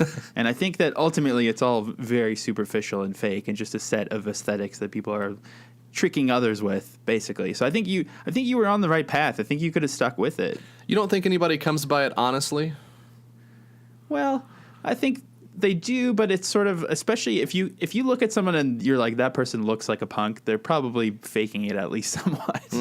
It's more, it more presents itself through their actions or how they live their life, I guess. So you think like so a real punk would be like a legitimate anarchist or whatever? Is that the idea? Yeah, like Hillary Rodham Clinton, I think. All of this is to say, your only concert you've ever been to in your life is Weezer. Is that what you said? I think that's accurate. I mean, that is the first one I went to. I'm trying to make sure in my mind, is that the only one? I think it's the only one. I will admit I did go to the Nashville Symphony Orchestra to watch them play Christmas songs over a screening of Home Alone. I don't know if that counts necessarily. I think that counts as a punk show. Okay, actually. So I've been to 2 then. Awesome. Well, okay, so you had the Blink Rabbit on your bag, but you sort of said you kind of have just a cursory relationship with them. Yeah, I think the long and the short of it would be that I had the CDs like everyone else. I probably got them through one of those CD services where it was like $20, or you pay like a couple of pennies. Did you have those in Canada? Yeah, we had Columbia House, I believe. Okay, yeah. But then they like trick you with like a full price one or like a $40 CD after. Yeah, but even then, if you add it all up, it's still a good deal, right? Yeah, I guess it's true. I mean, that's sort of like proto online subscription service kind of thing, I guess. Yeah, it is. Like they got your credit card on file. How the hell did we cancel things in those days? I don't know. I remember my dad used to just be like, "Oh, I didn't approve this CD that you sent me," and then they would have to take it back. But oh yeah, it's one of those things where like once they get you in, they just assume that most people are going to forget to cancel, which is a very present day internet sort of scam. Yeah, and speaking of, check us out on Patreon, patreon.com/Your Kickstarter Sucks. Oh my God. Put your credit card on there and just let the inertia of capitalism move you forward. I mean, or you could go to patreon.com/Blink155. You're going to cut mine out, aren't you bastard? Yeah. Yeah, I can remember putting down that I liked rock music because you would have to like make selections about what type of music you liked. Because I think for the one I was doing, maybe you didn't have complete control over what you wanted. Like they would send you some tester CDs or whatever. And at that point, who cares? Because they're a penny or whatever the scam was. But I can remember getting John Cougar Mellencamp in the mail like dozens of times and not understanding. I just had no reference point for who that was or why his name was Cougar or anything like that, or why I was getting it for rock music. I was thinking I would get, whatever, like pop music probably is what I thought I was going to get because I didn't know the difference. But really confused by when I popped in that John Mellencamp CD and thinking, oh, this is hard rock, cool. So, like, when it's time for Jesse's tunes now, what do you put on? Well, so I have kids, so when we go to school in the morning, I pull up the school playlist, which kicks off number one with a bullet with Miley Cyrus's Wrecking Ball. From there, we go into a couple more Cyrus tracks. We hit Katy Perry as well. We've got Firework on there. We've got Roar. Then we move into the Swift era, which is what my kids really love. They love listening to Taylor Swift. I don't think this will dox myself, but my wife actually teaches at Taylor Swift's high school. I don't know if my kid. Oh my God. I don't know if my kids know that or not, but yeah, they have like the Taylor Swift auditorium in the school, and I'm sure it's named after her. Yeah, I don't know if it's nice or anything, but it's dedicated to her. Is it true that her parents were like Wall Street people who invested heavily in her record label, and then they crafted this whole narrative that she was found on YouTube or something? That sounds right, but that also sounds like the story of all modern pop stars at this point, right? Right, Isn't that sort of exactly. Bieber's thing too? Probably, I don't know. Come on, man! Don't say that about us. Oh yeah, sorry, it's not him. He's the exception to the rule. Well, actually, even if you look at like I think Daisy Ridley in the new Star Wars is like from some sort of like royalty or something. Like I think even movie stars are just they're all fucking us over. Or yeah, like Lena Dunham comes to mind for me as somebody who has that who portrays, like coming up in the world and being discovered or whatever, and then you find out it's like, oh, both of her parents are like massive power players in the entertainment industry or whatever. So I'm sure that's fine. It's all great. We just have Everything's going to great. like panhandle on Patreon for our. Yeah, this would be another great time to drop those links in if you want to do it in post or whatever. Right. Okay. Yeah. I expect you to mention my Patreon on YKS. Absolutely. So where we're okay. So it's school playlist. My favorite part of the school playlist is when Taylor Swift is over, we get to listen to Ellie Goulding. Oh yeah, that's a bit more of a classy choice. I really like her. I think she has a great voice. I saw her on SNL. So if you ever wondered, like, who are the people who are hearing these artists for the first time on SNL? Because I, as a music writer, have known about them for years in advance before they ever show up on the radar. I'm one of those guys. So I'm one of the people who sees people first on SNL and goes, wow, I'm really getting in on the ground floor of this artist. So I really liked her. And then you're there. like, oh my god, they can act too when they pop up in a 5 to 1 sketch. Yes. Or whatever. Oh, I love it. So I listened to that. But when the kids, So you just discovered the Foo Fighters this week. oh yeah, these guys are good. I guess he used to be in Nirvana or something. When the kids get out of the car, I turn on rap. I just listen to rap exclusively. Kendrick Lamar or Chance the Rapper or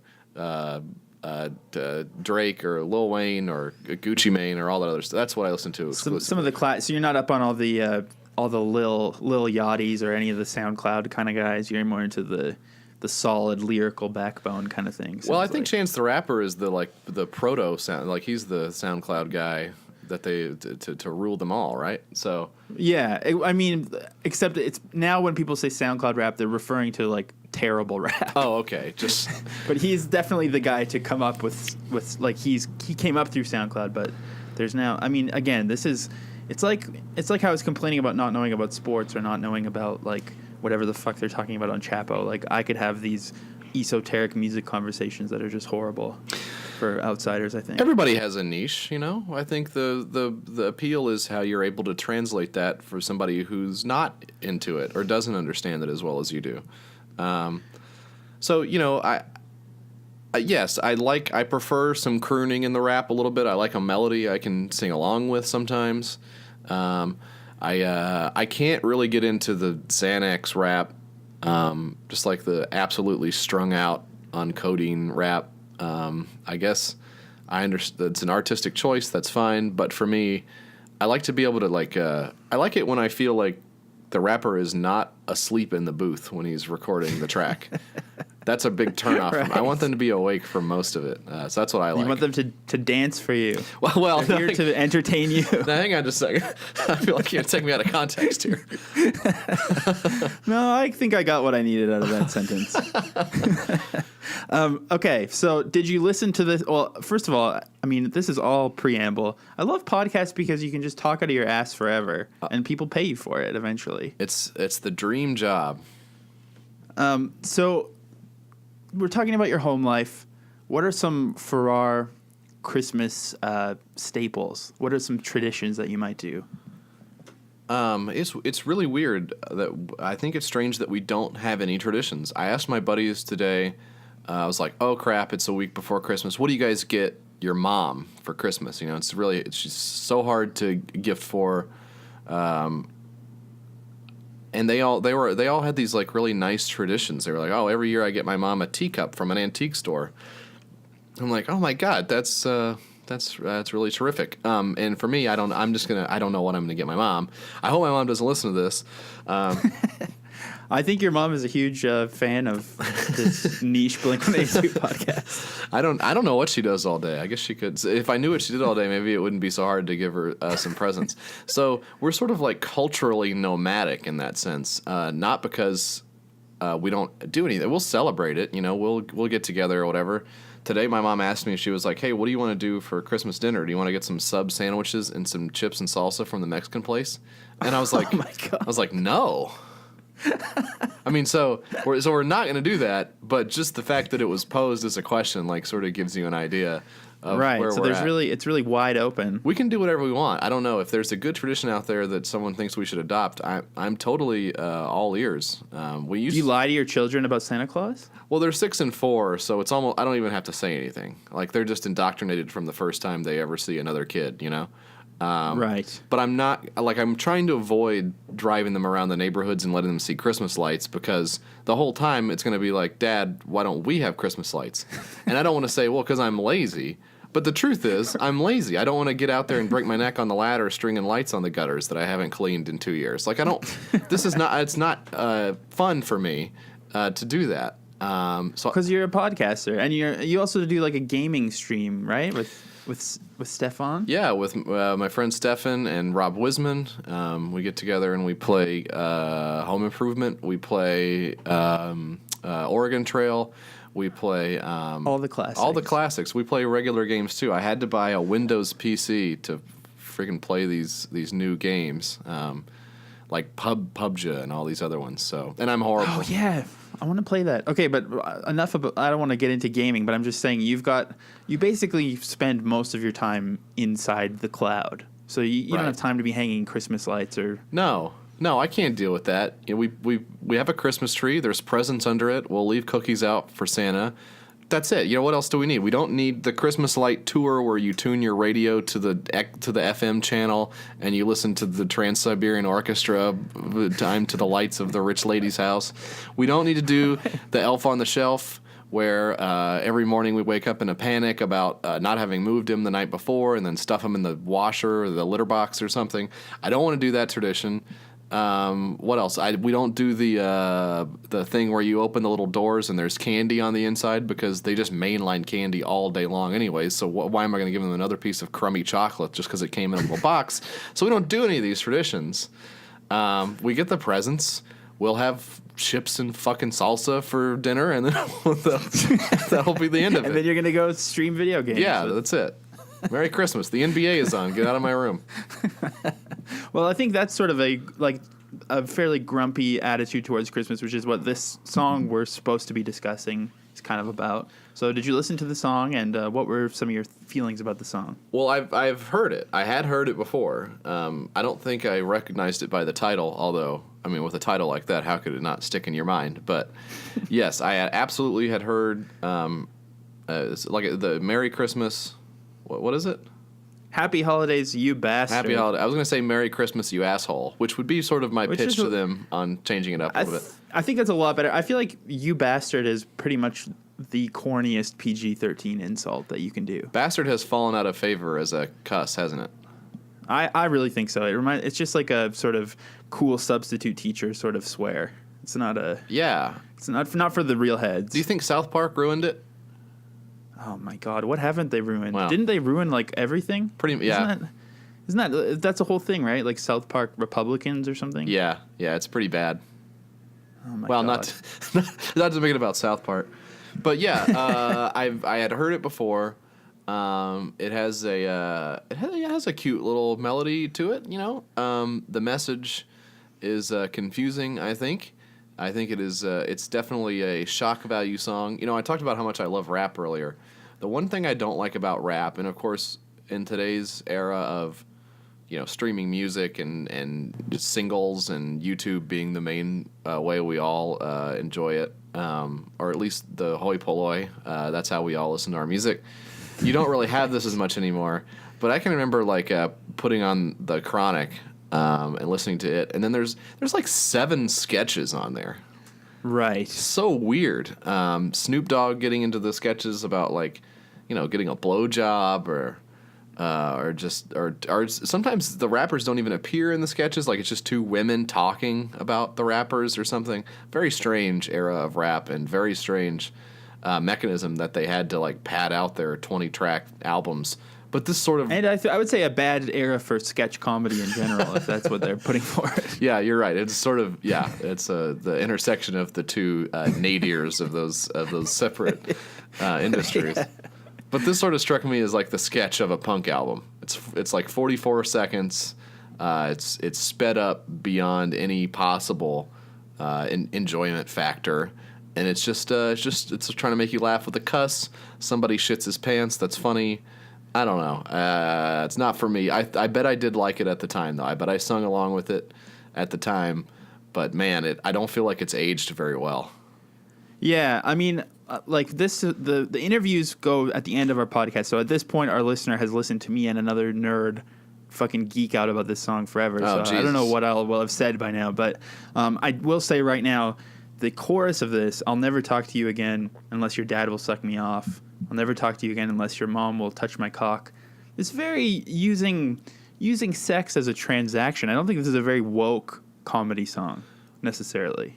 Oh no, I think this the use of sexual humor in this song makes Stephen Lynch look like fucking.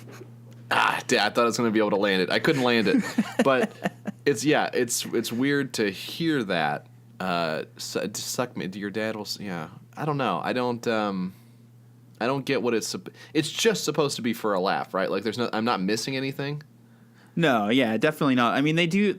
You're right. They do these novelty songs all the time. They play them live. For some reason, they play this song live year round, which is just like it's not that funny or good of a song to keep doing. But, I mean, Mark Hoppus, the last remaining member of Blink-182, also you may have seen him on Twitter making some Harambe jokes in 2017.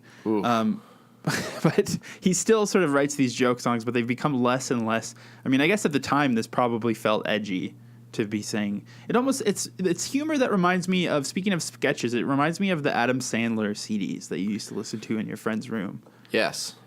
Where you're just like, if someone finds out that I'm listening to this, I'm going to get in so much trouble. Oh, man. I wonder if they're good, because I can remember a lot of them. Oh, man. He would pretend to be, there was one, he would pretend to be an old man, and he would come in and he would talk about little kids' boners. Do you remember that one in particular?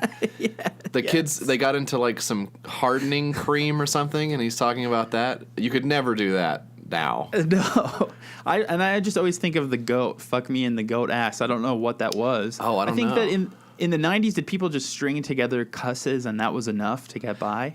You know what? That's funny that you say that, because I made fun of the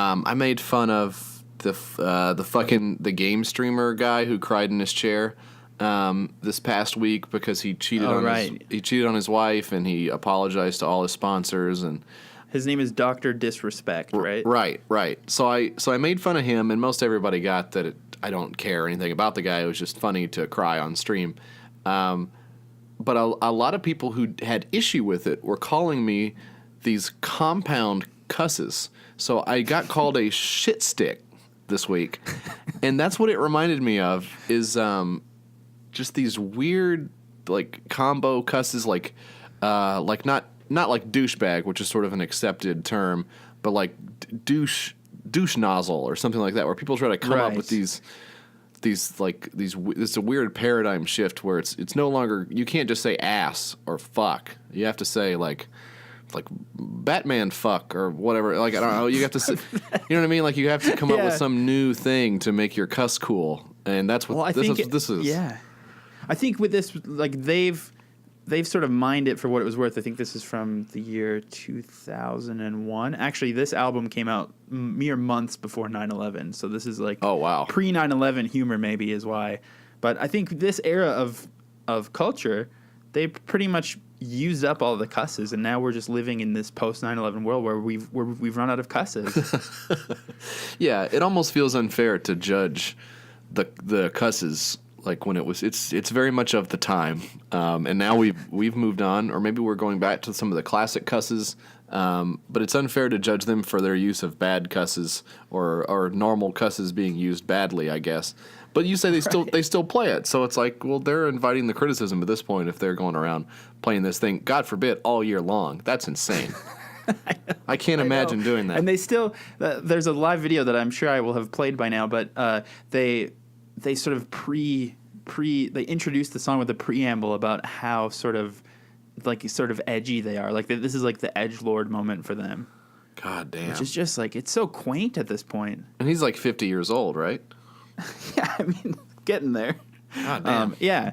This, like, to me, this also seems like one of those, like, just like some fucking bad, like, if it wasn't sweet pop punk in the background, it would just remind me of some bad coffee shop comedy guy with a banjo or something.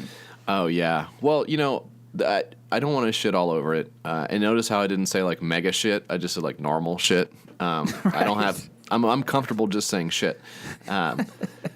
They do have a nice little harmony at the end, which I don't know if they do that now with the new guys who are in the band, but you know what? That sounds pretty good. It's kind of like it's a nice little throwback. Like I said earlier, I'm kind of a sucker for melody, but I like the harmony at the end of the song. That's the one shining moment for me. Well, yeah, that's a common thing because like we talk about a different song every week, and whenever we do talk about these joke songs, it's like they actually had a pretty decent song there all along that they could have just, put a little bit more effort into the lyrics. Yeah, so what if they take out the part about Grandpa shitting his pants? And what if they, they take out the part about Mom touching your balls, or whatever that part is where you're having sex with somebody's parents. Right. And they just kept the I'll never talk to you again. They slow it down by like half. They keep some of the intertwining melodies. And they play it for 3 minutes, or whatever. Yeah, there you go. You just wrote a perfect punk song. That's a Blink-182 song. Yeah, you still got it. Time to bust out that messenger bag again. Oh man, I can't wait. I should go get the bass that I never learned how to play. That's in my attic, and I'll really have the whole thing put together.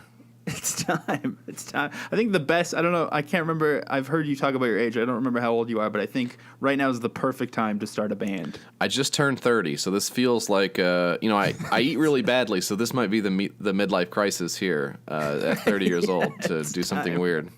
It's time. Okay, well, I think that was pretty good. Oh, I was going to ask you, because we're talking about cusses, do you swear in front of your children or no? I don't think my children have ever heard me swear. Just recently, so my mom lives down the street from me, and we're fairly close. Just recently, she's felt she could say cusses around me, which of course, I mean, I don't care. It is a little bit weird to go, an entire 30 years, and then all of a sudden my mom starts saying hell or ass or something. Right. And again, or shit nozzle. Shit, bitch tits or whatever.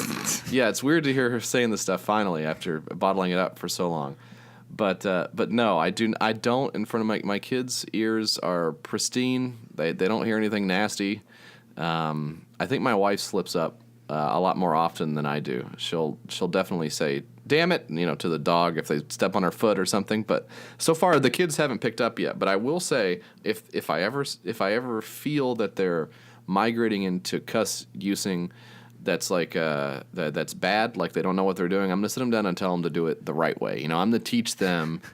It's very much like sex education. Way. Yeah, you can't teach abstinence. At a certain point, you have to be like, well, look, I know you're gonna do this. Here's how to put the condom on the fucking banana. Yeah. This is the way God intended it, and there can be no other way. Yeah, that's right. Yeah, we're very religious here in the Farrar household. Perfect. Well, I think that's great. If you have anything else you'd like to share about yourself, or maybe a holiday greeting for anyone. Oh man. Well, so everybody knows Santa's checking he's making his list. First he makes the list, okay? I don't know if people know this. Right. He makes the list first. He checks it again. So he's sort of double checking his work. That takes a long time. Jeez. Yeah. And the list has every single human being on it. I think that's right. Is it just Christians, do you think? Or is it just... I guess so. I mean, I don't think Santa's in the Bible, but... Well, I mean, have you read the whole thing? That's true. I think he's alluded to once in Acts, but you have to really... it's sort of a subtext. Yeah. So he's doing this list, right? He's got this list. He's checking it twice. He's got everybody on there, and they're all in a category. Mrs. Claus is trying to get him to move to an Excel sheet so he can just copy the rows from year to year and then knock it... You can't just learn that late in life. Well, I know, but he's got this big feather quill, and he's marking out everybody who died in black ink. It's kind of dark. You know, to think of him like up there in the North Pole where there's probably like 1 hour of daylight, and he's got his big quill, and he's just keeping. There's like a ticker in his house, like an old timey stock machine ticker, and he's just crossing out everybody who died as they die. I think like 9 people die a second or something. So he's pretty busy. So that's what he's doing all year. That's most of his time. People think most of his time is making toys, but he's generally outsourced that. Now his thing is keeping track of who died. So actually, the specter of death is Santa Claus himself. So it's kind of interesting to think about. Anyways, oh my God! So that's who's beneath the hood. Yeah, that's him. He does have the bowl full of jelly belly is still there. The white beard, the nose and the rosy cheeks are all still there, but the eyes are gone, and he's got snakes crawling in and out of the eye sockets. So slightly different take on the traditional Coca-Cola Santa, but still in the same ballpark. But anyways, I just want to say he knows if you're naughty or nice, so just keep that in mind for the next, whenever you're going to release this week. So for the next like 3 days, just keep in mind that somebody's watching, and it's of course. The angel of death himself, Kris Kringle, Mr. Santa Claus. Now I have a question. If you have not yet died, but he crosses your name off with that quill pen, and maybe this is why he needs a computer, but if he crosses your name off before you've died, what happens to you? You don't die immediately, but the events are set into motion. The die is cast, so to speak. Oh my God! So it's sort of like it's like when you watch the videotape in the ring. Or when you do whatever the people did to get the guy pissed off oh God damn it! What's the name of the movies where they all die in horrible ways? And one of them is like they're driving behind that trailer full of huge logs. And is it Final Destination? Yeah, whatever they did to deserve that. It's like when that happened. So you're saying that Final Destination is actually a Christmas franchise? It's actually my favorite Christmas movie. Yeah, Final Destination. I find it so interesting when people's favorite Christmas movie is something that you wouldn't expect. That really... So first of all, I like to be sitting down when I hear that kind of thing because otherwise it's going to really blow me over. You could knock me over with a feather when I hear someone's favorite Christmas movie is not Miracle on 34th Street, which is, of course, the canonical Christmas movie. It's not the other one where he licks the pole or whatever that crap is. That sucks. Licks the pole. I believe you're talking about Brokeback Mountain. Oh, my God. Oh, my God. Jesus. Oh, this is falling apart. It's Christmas Eve and I've only wrapped 2 fucking presents. Christmas Eve and I've only wrapped 2 fucking presents. And I hate your guts. I hate your guts, and I'll never talk to you again.